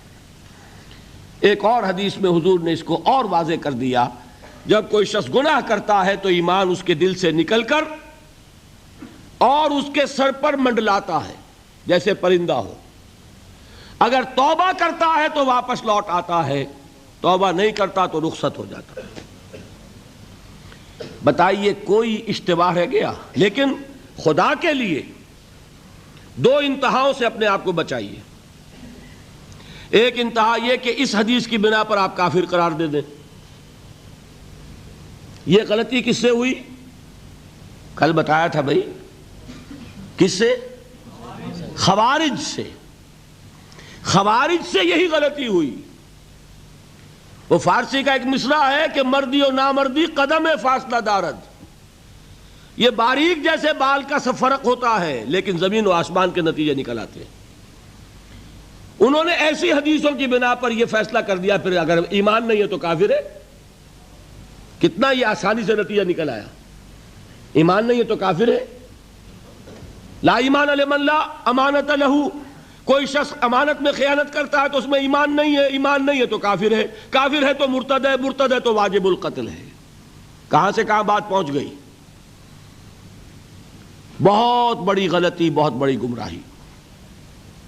دوسری طرف ایک ہمارے ہاں اور انداز ہے کہ وہ جنت و دوزخ کے فیصلے اور قیامت کے اور آخرت کے فیصلے بھی قانونی اسلام کی بنیاد پر کرتے ہیں۔ انہیں یہ سمجھ لینا چاہیے یہ قانونی اسلام دنیا میں مفید ہے، آخرت میں وہ یقین والا ایمان ہوگا تو مفید ہوگا۔ یہ چیز ذہن سے نکل گئی، اور برا نہ مانیے یہ اہل سنت کے اکثر عوام کے ذہنوں سے یہ بات نکل گئی۔ وہ یہ سمجھتے ہیں ہمارے پاس سرٹیفکیٹ ہے، ہم مسلمان ہیں، مسلمان ہیں تو صاحب ایمان ہے، صاحب ایمان ہے تو جنت ہم پر واجب اور دوزخ ہم پر حرام۔ یہ آپ کے دل میں لکھا ہوا ہے کہ نہیں؟ جب دل میں یہ لکھا ہوا ہوگا تو پھر کرو گناہ، کیوں نہ کرو؟ کیوں حرام خوری نہ کرو؟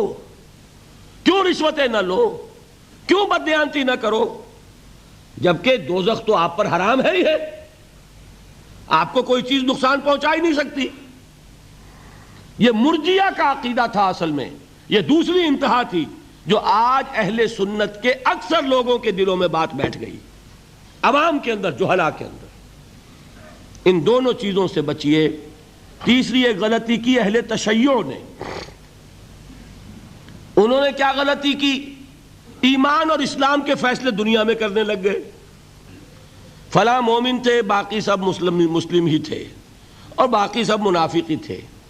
یہ فیصلہ کرنے کا کسی کو اختیار نہیں۔ دنیا میں فیصلہ صرف یہ ہوگا کہ کافر تھا یا مسلمان، چھٹی۔ تیسری کیٹیگری آپ طے نہیں کر سکتے، اس لیے کہ قانونی اصطلاحات یہی دو ہیں۔ سمجھ لیجئے ان باتوں کو، مجھے کوئی دھواں دھار تقریر نہیں کرنی، بات سمجھانی ہے۔ دیکھیے قانونی سطح پر انسانوں کی تقسیمیں ہوں گی صرف دو، یا مسلم یا غیر مسلم، یہ ہے قانونی تقسیم۔ اب جو مسلم ہے وہ مومن بھی ہو سکتا ہے، وہ منافق بھی ہو سکتا ہے، بات سمجھ رہے؟ لیکن منافق کوئی قانونی اینٹی نہیں ہے۔ دنیا میں ہم کسی کو منافق نہیں کہہ سکتے۔ ہاں حضور کہہ سکتے تھے، حضور کو اللہ نے علم دیا تھا، لیکن حضور نے بھی ایسی پہرے داری کی ہے کہ کسی ایک شخص کے بارے میں بھی نہیں فرمایا کہ یہ منافق ہے۔ یہاں تک کہ جس کے بارے میں علم نشرہ ہو چکا تھا، عبداللہ ابن ابی، اس کی بھی نماز جنازہ پڑھا دی کہ نہیں پڑھا دی؟ نماز جنازہ کافر کی پڑھی جاتی ہے یا مسلمان کی؟ اس کا مطلب ہے عبداللہ ابن ابی کو بھی حضور نے آخری وقت تک مسلمان تسلیم کیا۔ منافق جو بھی ہے وہ اپنے اندر ہے، اللہ کے ہاں جا کر کھلے گا۔ For all legal purposes a منافق is a مسلم۔ بات سمجھ میں آئی؟ اس لیے کہ لیگل اینٹیٹیز دو ہی ہے، کافر اور مسلم، تیسری اینٹی کوئی لیگل نہیں ہے، تیسری کوئی حیثیت قانونی نہیں ہے۔ اب ایک جو مسلم ہے وہ مومن بھی ہو سکتا ہے، منافق بھی ہو سکتا ہے، اس کا فیصلہ کہاں ہوگا؟ اللہ کے ہاں۔ ویسے حقیقت نفاق پر مجھے تفصیلی گفتگو کرنی ہے، میں اس کے مسائل اور وہاں اس وقت واضح کروں گا۔ اس وقت ایک بات اور نوٹ کر لیں، دیکھیے اب یہ جن لوگوں نے کچھ الجبرا پڑھا، جیومیٹری پڑھی تھوڑی سی بھی، ان کی سمجھ میں بات آئے گی۔ کچھ گراف بنایا کرتے تھے، زیرو درمیان میں اور رائٹ سائڈ پہ +1 +2 +3 +4 اور لیفٹ پر -1 -2 -3 -4، درمیان میں کیا ہے؟ زیرو۔ یہ تیسری شکل بھی ممکن ہے۔ +1 کیا ہے؟ ایمان کا پہلا درجہ۔ +2 کیا ہے؟ ایمان کا دوسرا درجہ۔ +3 کیا ہوگا؟ ایمان کا اور درجہ۔ اور ابو بکر کا مقام کیا ہوگا؟ +انفینٹی، انتہائی درجے میں وہ پلس ہوتا چلا جائے گا، تو وہ ابو بکر کا ایمان ہوگا، ٹھیک ہے؟ اور -1 نفاق کا پہلا درجہ، -2 -3 اور انفینٹی عبداللہ ابن ابی رئیس المنافقین۔ سمجھ میں آ گیا؟ درمیان میں زیرو بھی تو ہے کہ نہیں؟ یہ تیسری شکل ممکن ہے۔ جو شخص مسلم ہے وہ نہ مومن ہو نہ منافق ہو، بین بین ہو، یہ بھی ممکن ہے۔ اوپر سے مسلم، اندر ایمان، مسلم بھی ہو گیا مومن بھی ہو گیا۔ اوپر سے مسلم، اندر منافق، مسلم بھی ہو گیا منافق بھی ہو گیا۔ اوپر سے مسلم، اندر نہ نفاق نہ ایمان، اب وہ نرا مسلم ہو گیا۔ اور سچ پوچھئے تو ہم جو بیٹھے ہیں وہ وہی کچھ ہے، اللہ ماشاء اللہ منافق نہیں ہے، اللہ کے فضل و کرم سے کوئی ہوگا ہم نہیں جانتے، منافق نہیں ہے۔ یہ بڑا دھوکہ پڑ جاتا ہے بعض اوقات کہ ہم اپنے جذبات میں آ کر کہہ بیٹھتے ہیں یہ مسلمان منافق ہے، منافق نہیں ہے۔ ہاں مومن بھی نہیں، ایمان کسی اور شے کا نام ہے۔ ایمان ہوتا ہے تو سورج کے مانند دمکتا ہے، ایمان ہوتا ہے عمل جو ہے اس کا نکھرتا ہے، ایمان ہوتا ہے تو توکل، راضی برضائے رب، اطاعت رب، اتباع رسول، نیکی بھلائی اخلاق، یہ ہے ایمان۔ تو ہمارا کیا حال ہے؟ اکثر و بیشتر نہ مومن نہ منافق، بین بین میں ہے۔ اور یہ آیت جس پر میں گفتگو کر رہا ہوں یہ اصل میں ایسے ہی لوگوں سے متعلق ہے۔ قالت الاعراب آمنا قل لم تؤمنوا، پلس کا انکار ہو گیا نا، ایمان تو نہیں ہے تمہارے اندر، ولیکن قولوا اسلمنا، درمیان میں آ گئے، ولما يدخل الایمان فی قلوبکم، مزید تاکید ہو گئی ایمان تمہارے دلوں میں داخل نہیں ہوا۔ لیکن اب آگے چلیے، وَإِن تُطِيعُوا اللَّهَ وَرَسُولَهُ لَا يَلِدْكُم مِّنْ أَعْمَالِكُمْ شَيْئًا، اگر تم اللہ اور اس کے رسول کی اطاعت کرتے رہو گے اللہ تمہارے عمل میں کوئی کمی نہیں کرے گا۔ اس سے ثابت ہو گیا منافق بھی نہیں، اس لیے کہ منافق کا کوئی عمل قبول نہیں۔ منافق تو وہ مائنس ویلیو ہے، اس کے ساتھ کوئی نیکی قبول ہو نہیں سکتی۔ کیا عبداللہ ابن ابی کی نمازیں قبول ہوئیں؟ اگرچہ وہ نماز حضور کی امامت میں ادا کی جا رہی ہے، لیکن کیا اس کی نماز قبول ہو سکتی تھی؟ وہ آپ کو یاد ہوگا واقعہ، جب مرا ہے وہ شخص رئیس المنافقین عبداللہ ابن ابی، اس کے بیٹے ہیں عبداللہ ابن ابی، وہ مومن صادق، نوجوان نہایت صالح۔ اب ایک سعادت مند بیٹے کو تو باپ سے محبت ہوگی کہ نہیں ہوگی؟ وہ بیٹا حاضر ہوتا ہے حضور کی خدمت میں، حضور میرے والد کا انتقال ہو گیا، آپ اپنا کرتا عنایت فرما دیجئے تاکہ میں اس کو کفن دوں۔ حضور نے سوچا اور کرتا اتار کے دے دیا۔ حضرت عمر کھڑے ہو گئے، وہ تو تھے نا، ان کا جلال اور ضبط نہیں کر سکتے تھے، ان کا وہ انداز تھا جو حضرت موسیٰ کا تھا۔ حضرت خضر کو 3 دفعہ ٹوکا کہ نہیں؟ یہ کیا کیا تم نے؟ بغیر کسی جرم کے اس بچے کو ختم کر دیا. یہ کیا کیا تم نے؟ کشتی کو تم نے توڑ دیا، مارو گے ان کو جو اس کے اندر سوار ہیں. یہ کیا کیا؟ یہ دیوار سیدھی کر دی. یہ بدبخت انہوں نے ہمیں کھانے کو بھی نہیں دیا اور ان کی دیوار سیدھی کر رہے ہیں. تو حضرت موسیٰ علیہ السلام خاموش نہیں رہ سکتے تھے. انک لن تستطیع معی صبرا. یہی معاملہ حضرت عمر فاروق کا تھا. کھڑے ہو گئے، حضور کیا کر رہے ہیں؟ اس دشمن خدا کو آپ اپنا کرتا دے رہے ہیں. اس نے یہ کیا، اس نے یہ کیا، اس نے یہ کیا. حضور مسکرا کر فرماتے ہیں عمر میرا کرتا اسے اللہ کے عذاب سے نہیں بچا سکے گا. کبھی سنا آپ نے؟ لیکن ایک ہے مروت، ایک ہے شرافت. اس نیک اور صالح نوجوان نے آ کر مجھ سے ایک بات کہی، مجھ سے سوال کیا نا، کیا میری شرافت اور مروت اسے گوارا کر سکتی ہے کہ اس کا ہاتھ میں خالی لوٹا دوں؟ لیکن یہ نہیں کہ میرا کرتا اسے عذاب سے بچا لے گا. لیس للانسان الا ما سعى وان سعيه سوف يرى. نہیں ہے انسان کے لیے مگر وہی کچھ جس کے لیے اس نے محنت کی، بھاگ دوڑ کی. جو کمائی کی ہے وہی ملے گا، اور جو کمائی ہے وہ ضائع نہیں کی جائے گی، وہ دکھا دی جائے گی. یہ ہے تمہاری کمائی.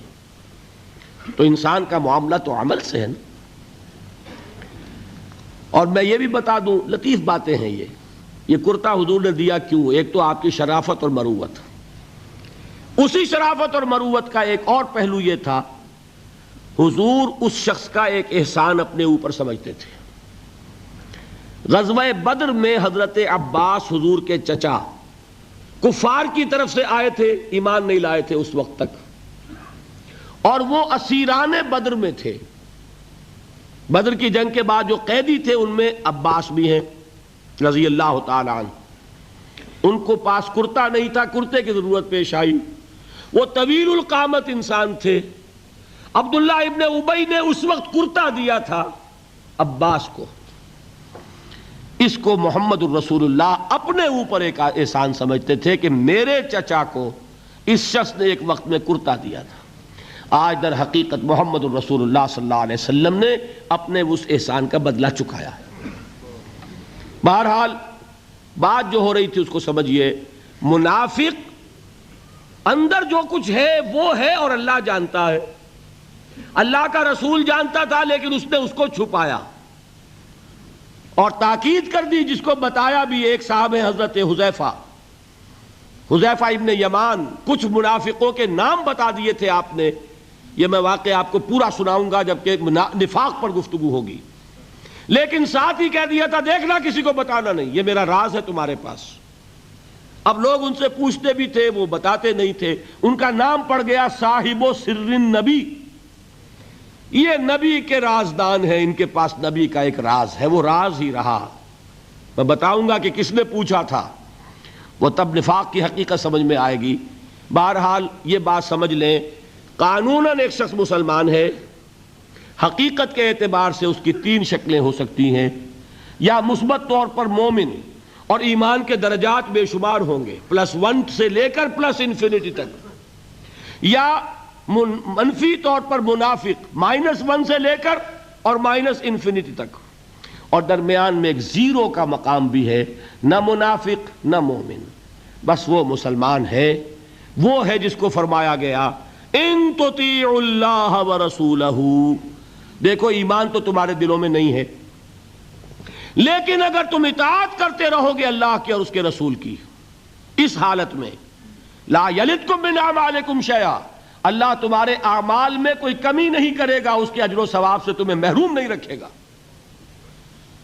دیکھیے بات سمجھ لیں، بظاہر ہماری منطق کے خلاف بات جا رہی ہے.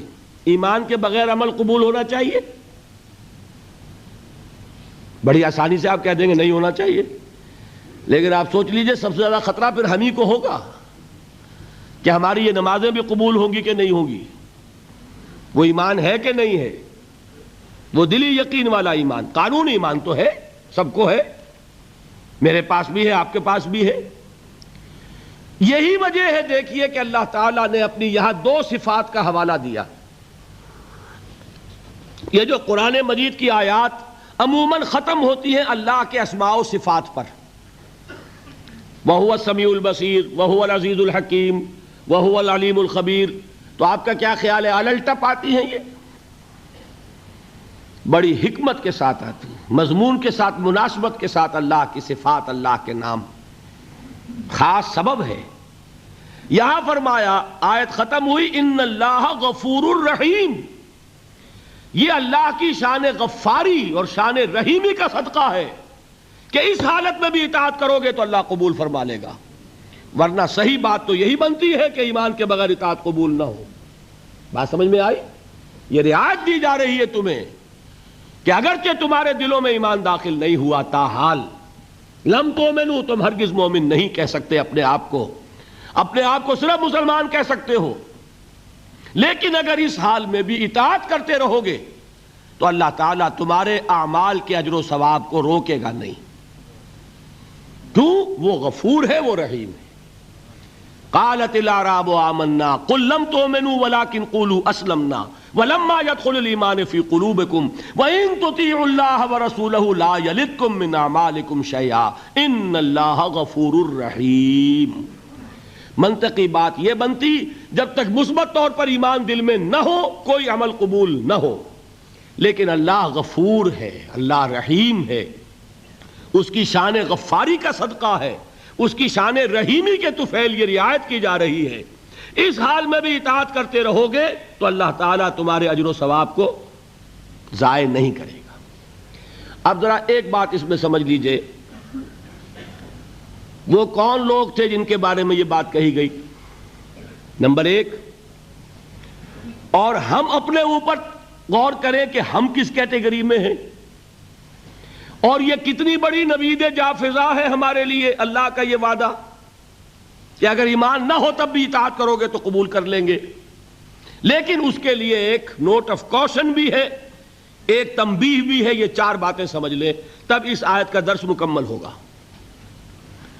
نمبر ایک، یہ کون لوگ تھے؟ دیکھیے اچھی طرح سمجھیے اس بات کو. مکے میں اسلام کمزور تھا، کفر غالب تھا، ٹھیک؟ جو کلمہ شہادت پڑھتا تھا اسے مار پڑنی شروع ہو جاتی تھی، ٹھیک ہے؟ لہذا وہی شخص زبان پر کلمہ لاتا تھا جس کے دل میں یقین کامل پیدا ہو چکا ہوتا تھا. مار کھانے کو تو وہی تیار ہوگا نا. آگ پر لٹایا جا رہا ہے، گلیوں میں گھسیٹا جا رہا ہے، تپتی ہوئی اور نوکیلی چٹانوں والی سنگلاخ گلیوں میں، تو کون جرأت کرے گا اشہدو ان لا الہ الا اللہ واشہدو ان محمد رسول اللہ کہنے کی، سوائے اس کے جس کے دل میں یقین کامل درجے کا پیدا ہو چکا ہو، جسے جہنم دکھائی دے رہی ہو. آپ شاید حیران ہوں کہ یہ کیا بات کہہ دی. ایک صحابی کا واقعہ ہے. یہ صبح کے وقت حضور کا معمول تھا یہ کہ صبح جب فجر کے بعد فوراً نہیں منتشر ہو جاتے تھے، گفتگو ہوتی تھی. کسی نے خواب دیکھا ہوتا تھا تو خواب بیان کرتا تھا، حضور تعبیر بیان فرماتے تھے. حضور نے ایک صحابی سے ایسے سوال کر لیا، کیف اصبحت، کیسے صبح کی، کس حال میں صبح ہوئی آج؟ اب انہوں نے جو جواب دیا وہ بڑا غیر معمولی تھا. اصبحت مومنا حقا یا رسول اللہ، اے اللہ کے رسول سچے مومن کی صبح مجھے نصیب ہوئی. غیر معمولی جواب تھا نا، بڑا دعویٰ تھا اس میں. اصبحت مومنا حقا. حضور نے پوچھا لکل شیء صفۃ فما صفۃ ایمانک، ہر شے کی کوئی کیفیت ہوتی ہے، صفات سے چیزیں پہچانی جاتی ہیں. تو تم جو کہہ رہے ہو کہ تم نے سچے مومن کی صبح کی ہے، تو تمہارے اس ایمان کی کیا کیفیت ہے، کیا صفت ہے، ذرا بیان کرو. اس کا جواب انہوں نے دیا، کانی انظر الی الجنہ کانی انظر الی النار. اے اللہ کے رسول میری کیفیت یہ ہے کہ جیسے میں جہنم کو اپنی آنکھوں سے دیکھ رہا ہوں اور جیسے کہ جنت میری نگاہوں کے سامنے موجود ہے. وہ یقین کی کیفیت اللہ نے مجھے عطا فرمائی. تو یہ بھی ہو سکتا ہے. اور حضور نے فرمایا حدیث جبرائیل میں ہے، حضرت جبرائیل نے 3 سوال کیے تھے، اخبرنی عن الاسلام، اخبرنی عن الایمان، اخبرنی عن الاحسان۔ احسان کی کیا تعریف کی آپ نے؟ ان تعبد اللہ کانک تراہ فإن لم تکن تراہ فإنہ یراک۔ احسان جو دین کا سب سے اونچا درجہ ہے وہ کیا ہے کہ تم اللہ کی بندگی اس طرح کرو جیسے کہ اسے دیکھ رہے ہو۔ اللہ تعالیٰ یقین کی یہ کیفیت ہمیں عطا فرمائے۔ بہرحال میں بیان یہ کر رہا تھا کہ وہ لوگ جو ایمان لائے مکے میں وہ تھے کہ جو یقین کامل پیدا ہوا تو انہوں نے کلمہ شہادت ادا کیا۔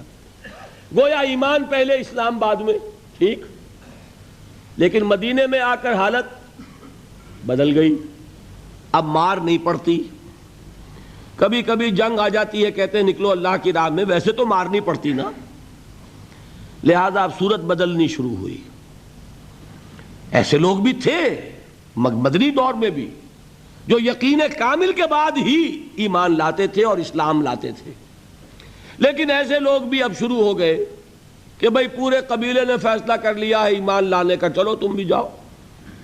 اب پورا قبیلہ لا رہا ایمان تو کٹنا تو نہیں سوچتے، چلو بھائی، چل کے حضور کے ہاتھ پر بیعت کی، اسلام لے آئے، لیکن کوئی دھوکہ دینے کا ارادہ بھی نہیں ہے، سمجھے نا؟ دل میں یہ نہیں ہے کہ اسلام کی کوئی جڑ کاٹنی ہے، اس طرح کوئی سازش ہے، کوئی دھوکہ ہے، کوئی فریب ہے، یہ نہیں، لیکن مثبت طور پر وہ یقین والی بات بھی ابھی پیدا نہیں ہوئی۔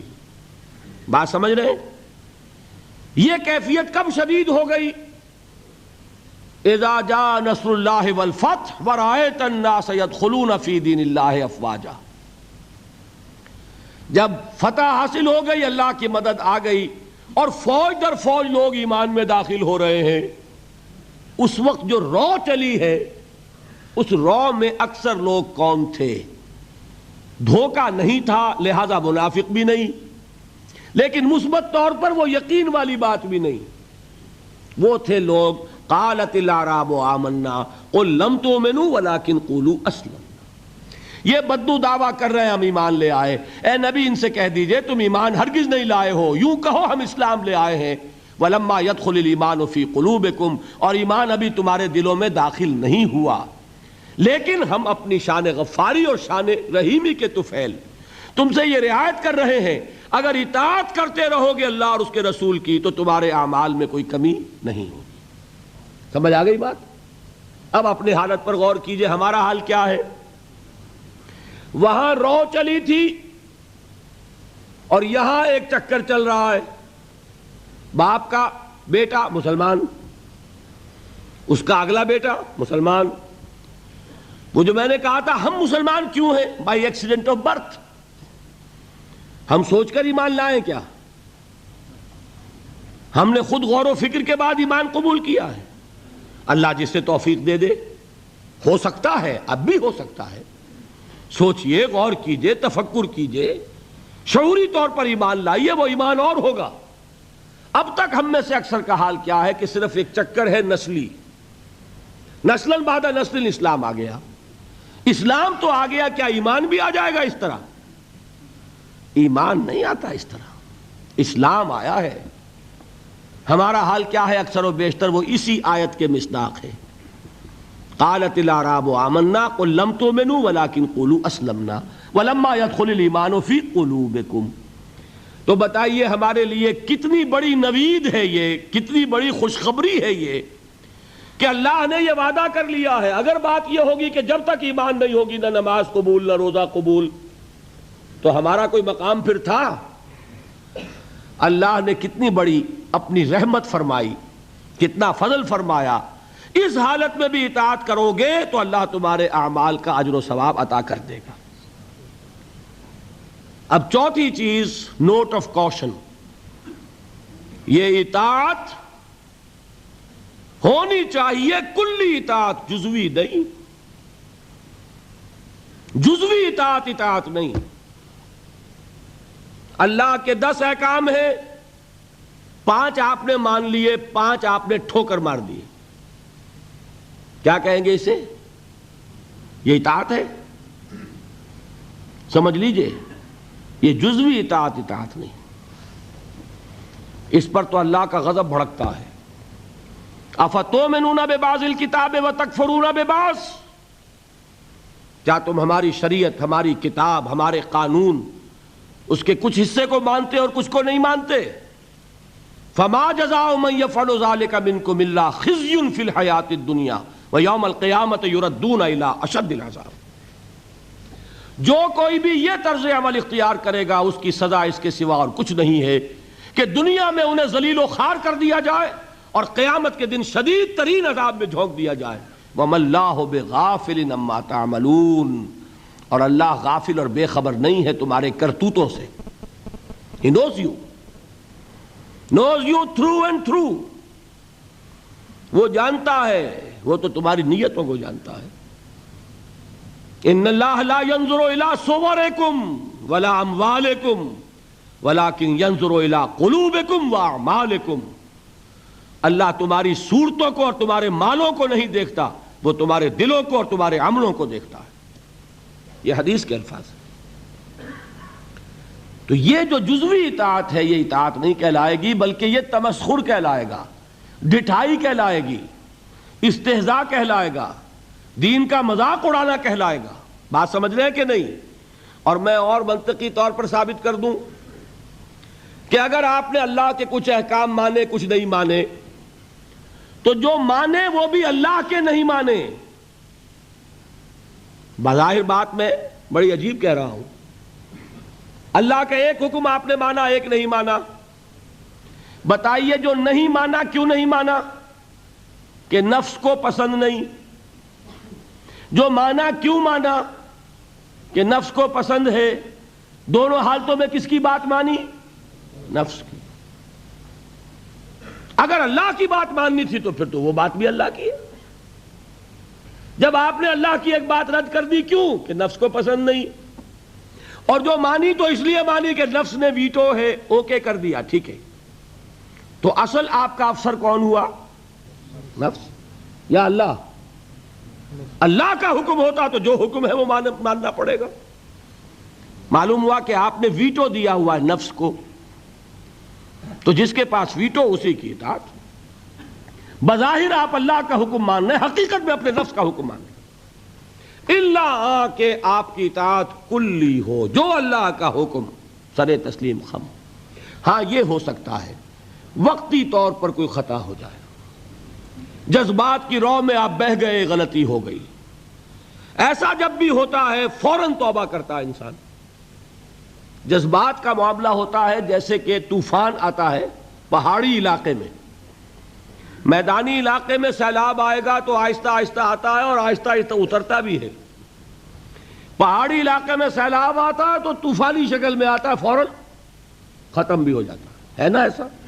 جذبات کا معاملہ یہ ہوتا ہے، طوفان کی طرح جذبات چڑھے، اس وقت آپ سے غلطی ہو گئی، فوراً اتر جائے گا طوفان اور آپ پچھتائیں گے کہ میں کیا کر بیٹھا۔ فوراً رجوع کریں گے، فوراً توبہ کریں گے۔ ایسے شخص کی توبہ کو قبول کرنا اللہ نے اپنے ذمے قرار دیا ہے۔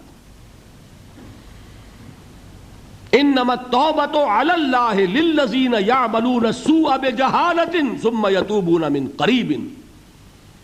اللہ تعالیٰ کے ذمے ہے اپنے ایسے بندے کی توبہ قبول کرنا جو کہیں جہالت میں، نادانی میں، جذبات کی رو میں بہ کر غلط کام کر بیٹھتا ہے لیکن فوراً ہی توبہ کرتا ہے۔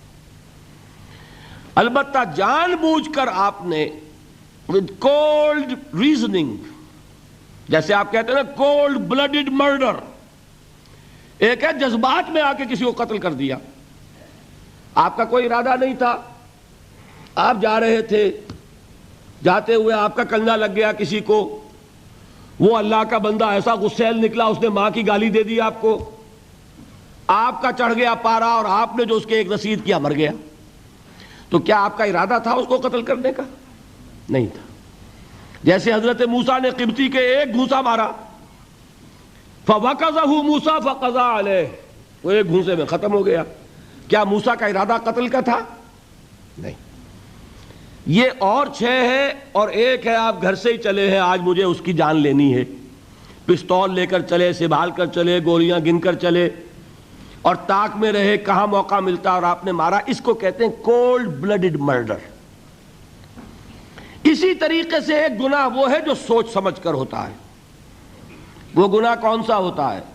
اجی کیا کریں، کام نہیں چلتا، سودی کاروبار تو کرنا ہی ہے۔ یہ جذباتی بات ہے؟ نہیں، یہ آپ کی سوچی سمجھی رائے ہے۔ روکھی سوکھی نہیں کھانی بھائی، کھانے پراٹھے ہی ہیں، لہذا سودی کاروبار کیے بغیر چارہ نہیں۔ یہ تو سوچی سمجھی بات ہے بھائی۔ یہ ہے وہ گناہ، یہ ایک گناہ بھی آپ کی پوری نیکی کو ختم کر دے۔ فما جزاء من يفعل ذلك منكم الا خزي في الحياة الدنيا ويوم القيامة يردون الى اشد العذاب۔ اہل علم کی توجہ کے لیے عرض کر رہا ہوں، یہ مفہوم ہے اس آیت کا، بلا من کسب سیئۃ واحاطت بہ خطیئتہ فاولئک اصحاب النار هم فیہا خالدون۔ جان بوجھ کر بڑا گناہ مستقل طور پر اپنی زندگی میں اس کو قائم کر لینا، وہ ایک چیز بھی، ایک مچھلی سارے تالاب کو گندا کر دے گی۔ بات سمجھ میں آ گئی؟ چار چیزیں بتائیں۔ یہ آیت کن کے بارے میں نازل ہوئی؟ وہ تھے، ہم پر 100% منطبق ہوتی ہے۔ اللہ کا بڑا فضل ہے کہ اس حال میں بھی اس نے اطاعت کو قبول کرنے کا وعدہ کیا، لیکن یہ اطاعت کلی ہوگی، جزوی نہیں۔ چار باتیں یاد رہیں گی۔ اب آئیے ایک بات اور بیان کر کے آج کا بیان ختم کر دوں گا۔ ابھی تو وہ امام بخاری اور امام ابو حنیفہ رحمہم اللہ کی بات کا ایک حصہ مکمل ہوا نا۔ الایمان قول نہیں، الایمان قول و عمل۔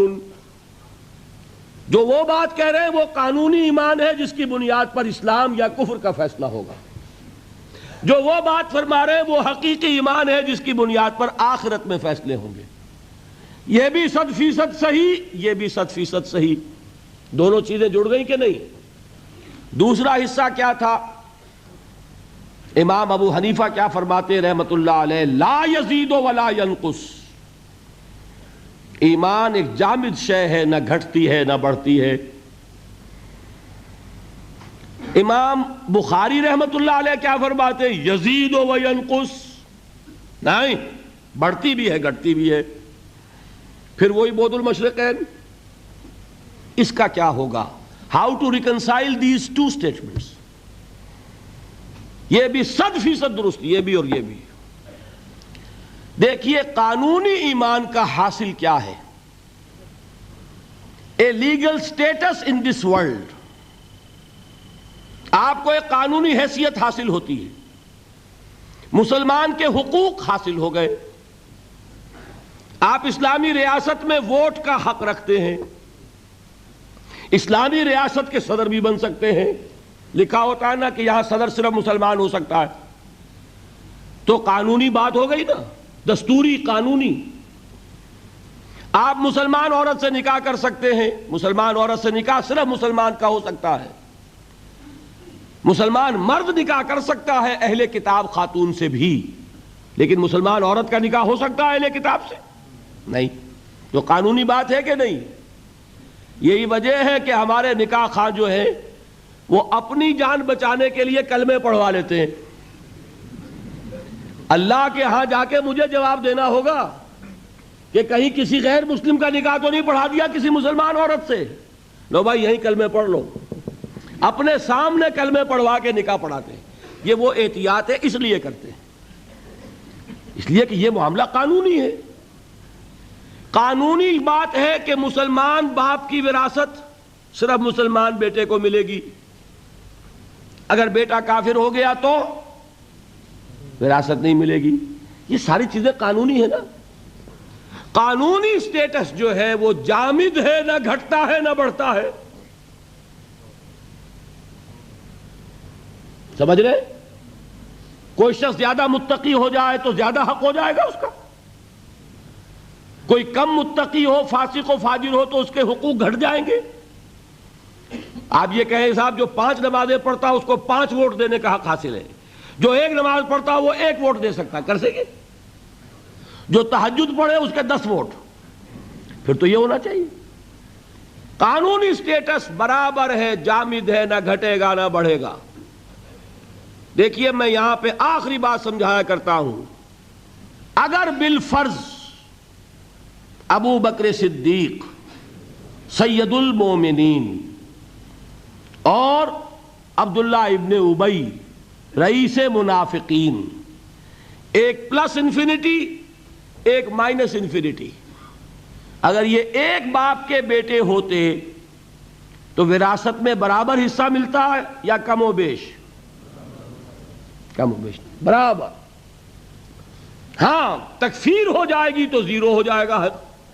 جب تک اس کو آپ نے مسلمان ایکسپٹ کیا ہے اس کا حق برابر ہے، فاسق ہو، فاجر ہو، متقی ہو، پرہیزگار ہو، قانون کے درجے میں برابر ہیں. صحیح ہے بات کہ نہیں؟ یہ بات ہے جو امام ابو حنیفہ کہہ رہے ہیں. اب بات کھلی وہ جو میں کہہ رہا ہوں، لیگل سینس جس سے شے کا نام ہے، اگر کوئی شے وہ ہے تو واقعہ یہ کہ اس کی معراج پر ہے امام ابو حنیفہ، چوٹی پر ہے. اور مجھے ان حضرات کی بات میں کہ ماننے میں کوئی باک نہیں ہے جو امام ابو حنیفہ کو ٹھہراتے ہیں مصداق حضور کے اس قول کا صلی اللہ علیہ وسلم. قول کیا ہے؟ جب سورہ جمعہ کی آیت اتری کہ محمد کی بعثت ہوئی ہے دو قسم کے لوگوں کی طرف صلی اللہ علیہ وسلم. پہلے کون؟ بعث فی الامیین، اور دوسرے کون؟ وآخرین منہم لما یلحقوا بہم. ایک امیین ایک آخرین. کسی نے سوال کیا حضور یہ آخرین کون ہیں جن کی طرف آپ کی بعثت ہوئی؟ بیٹھے ہوئے تھے وہاں سلمان فارسی رضی اللہ تعالی عنہ. حضور نے اشارہ کر دیا اس کی قوم. حکمت اگر ثریا پر بھی ہوگی تو اس کی قوم کا ایک فرد لے آئے گا. ایک فرد یا کوئی فرد، دونوں ترجمے ہو سکیں گے. اگر حکمت، وزڈم، دانائی، تفقہ ثریا پر بھی ہوگی تو اس کی قوم کا ایک شخص یا کوئی شخص لے آئے گا. اس کو عام طور پر جو حنفی حضرات ہیں وہ منطبق کرتے ہیں امام ابو حنیفہ پر. وہ ایرانی النسل تھے، حضرت سلمان فارسی کے مانند، عرب نہیں تھے. باقی تینوں ائمہ عرب ہیں نسل کے اعتبار سے، امام مالک بھی، امام شافعی بھی، امام احمد ابن حنبل بھی. لیکن امام ابو حنیفہ ایرانی النسل. حضور نے سلمان فارسی کی طرف اشارہ کر کے کہا یہ آخرین میں سے ہیں، اور ان کا مقام کیا ہے کہ حکمت اگر ثریا پر بھی ہوگی تو اس شخص کی قوم کا کوئی شخص لے آئے گا. اور یہی منطبق کیا جاتا ہے امام ابو حنیفہ پر. میں یہ سمجھتا ہوں کہ واقعتاً جو گہرا قانونی فہم اللہ تعالیٰ نے عطا فرمایا امام ابو حنیفہ کو، مجھے اس کا کوئی پیرلل نظر نہیں آتا. بہرحال یہ مفہوم معین ہو گیا لا یزید ولا ینقص کا. قانونی ایمان نہ گھٹتا ہے نہ بڑھتا ہے، برابر رہتا ہے، اس لیے کہ اس کے نتیجے میں قانونی سٹیٹس حاصل ہوتا ہے، لیگل سٹیٹس حاصل ہوتا ہے، قانونی حقوق حاصل ہوتے ہیں. یہ حقوق جامد ہیں، نہ گھٹیں گے نہ بڑھیں گے. اس کے برعکس وہ ایمان حقیقی کون شخص کہہ سکتا ہے کہ وہ گھٹتا نہیں اور بڑھتا نہیں؟ کوئی کہہ سکتا؟ قرآن کہہ رہا ہو زادتہم ایمانا و تسلیما وما زادہم الا ایمانا و تسلیما لیزدادوا ایمانا مع ایمانہم، تاکہ اضافہ ہو ان کے ایمانوں میں اور ایمان کا. غزوہ احزاب میں جو لوگ ثابت قدم رہے وما زادتہم الا ایمانا و تسلیما، ان کے اس صبر نے، ثبات نے، استقلال نے ان کے ایمان اور ان کی تسلیم و رضا کی کیفیت میں اضافہ کر دیا. تو ایمان کا اضافہ یہ تو قرآن سے ثابت، اور آپ کا تجربہ نہیں ہے. کسی صاحب یقین کے پاس بیٹھیں اگر صحبت میں کچھ لمحے تو آپ کو اپنے اندر بھی کچھ حرارت بڑھتی نظر آئے گی کہ نہیں ایمان کی.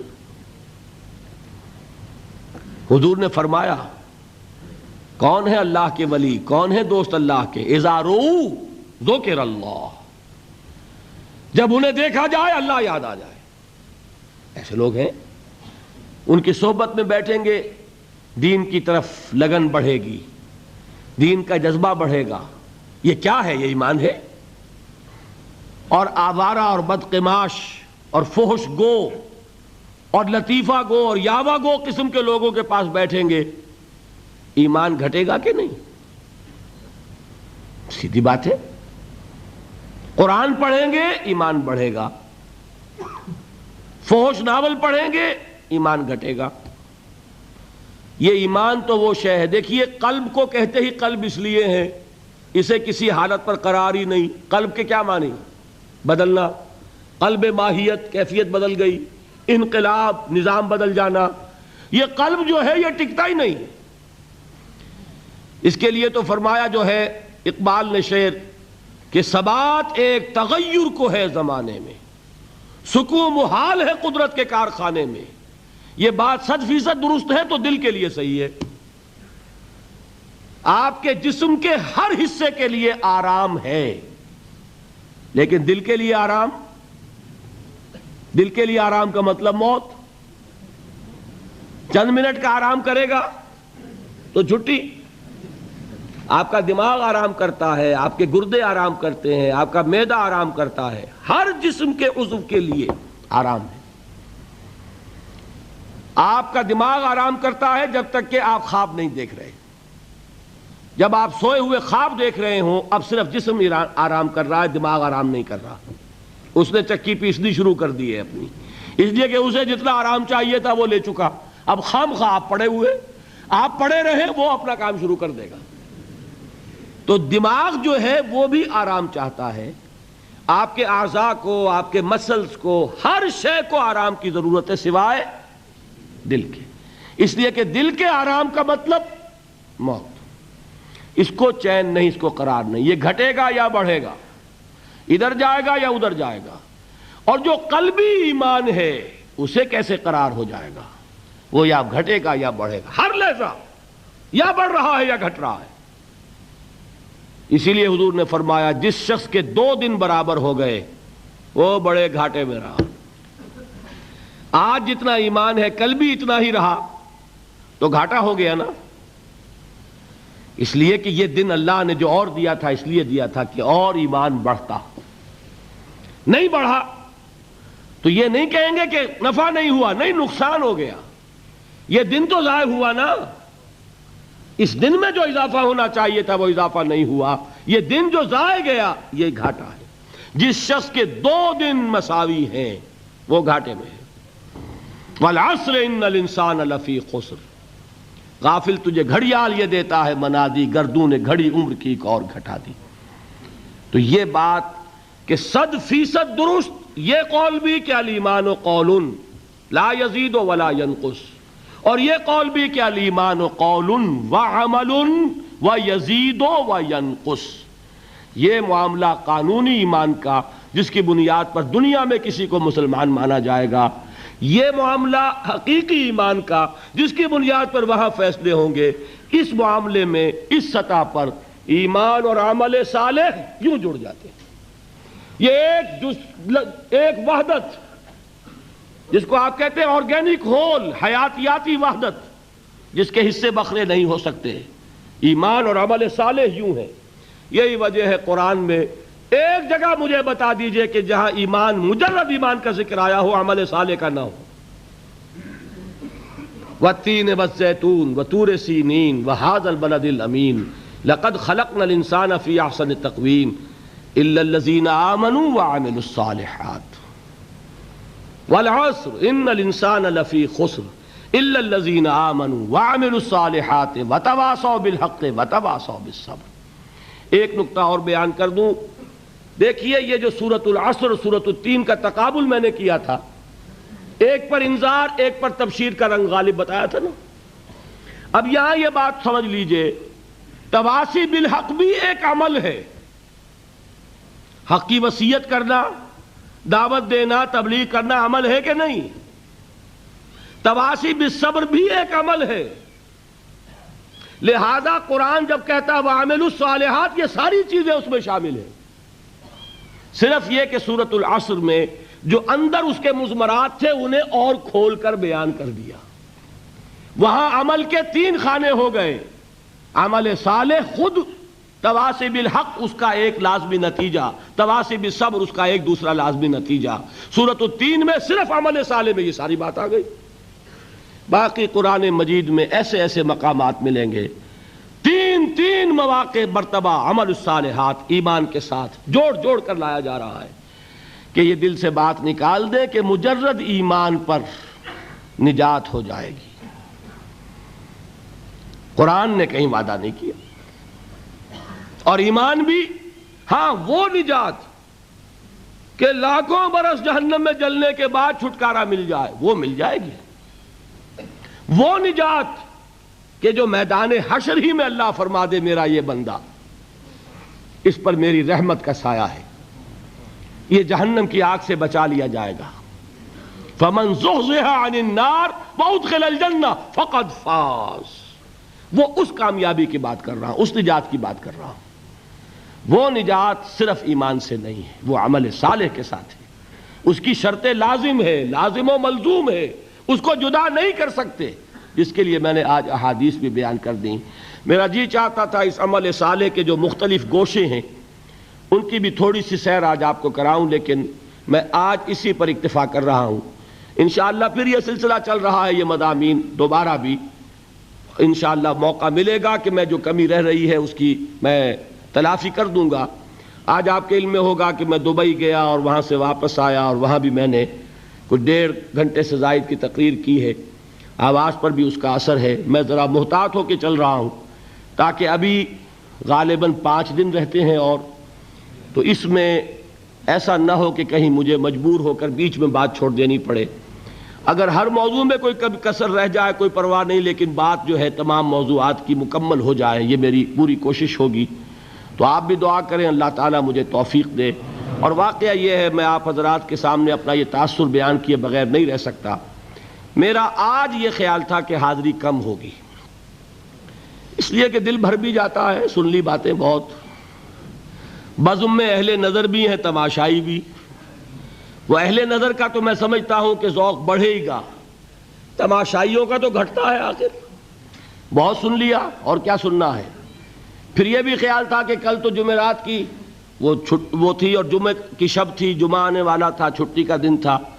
کل تو آپ کا ورکنگ ڈے ہے، آپ کو کام کرنا ہے. اس کے باوجود میں نے جو آپ کے ذوق و شوق کا عالم دیکھا ہے میں اسے ایک مبارک فعل سمجھتا ہوں، نیک فعل ہے.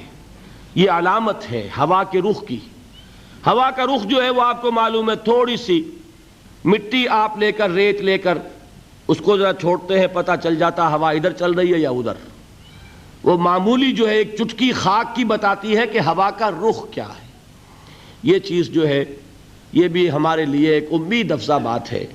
کوئی کہانیاں نہیں ہیں، کوئی قصے نہیں ہیں، کوئی لوگوں کو گالیاں نہیں دی جا رہی، کوئی فرقے وارانہ بات نہیں ہو رہی، جمع کرنے کی کوشش ہو رہی ہے. امام ابو حنیفہ، امام بخاری، اگر ان کی باتوں میں کوئی اختلاف نظر آ رہا ہے تو کہاں جڑتی ہیں جا کر، یہ بات بتائی جا رہی ہے. دلچسپی ہوتی ہے اختلافی معاملات سے. نور و بشر کا جھگڑا ہو، وہ نور والے بھی آ جائیں گے، بشر والے بھی آ جائیں گے. ظاہر بات ہے کہ وہ تو جھگڑے والی بات ہے. یہاں کوئی بات ایسی نہیں. اگر اس میں بھی آپ کی یہ دلچسپی ہے تو میں سمجھتا ہوں کہ یہ ایک نیک فعل ہے، اچھی امید افزا صورت ہے. اللہ تعالی ہمارے اس شوق کو اور ذوق کو برقرار رکھے، اور اللہ تعالی مجھے ہمت دیے رکھے کہ جس خدمت کا ارادہ لے کر یہاں آیا ہوں میں اسے پایہ تکمیل تک پہنچا سکوں. اقول قولی ھذا واستغفر اللہ لی ولکم ولسائر المسلمین والمسلمات. اظہار حیدر صاحب آپ کے یہاں کی ایک جانی پہچانی شخصیت ہیں. پچھلے 3 دن وہ آتے بھی رہے ہیں، پہلے ہی رو میں ہوتے تھے. اس نیشنل سینٹر سے ان کا، پاکستان سینٹر سے ان کا تعلق بہت گہرا رہا ہے. وہ کہیں آج بیمار پڑ گئے ہیں اور غالباً کوئی ہارٹ اٹیک کا مسئلہ ہے. ان کے لیے ذرا آپ لوگ دعا کیجئے. اللہم اشف لہ ورحمہ، اللہم اشف لہ ورحمہ، اللہم اشف لہ ورحمہ. یا شافی الامراض لا شفاء الا شفاؤک فاشف لہ. آمین یا رب العالمین.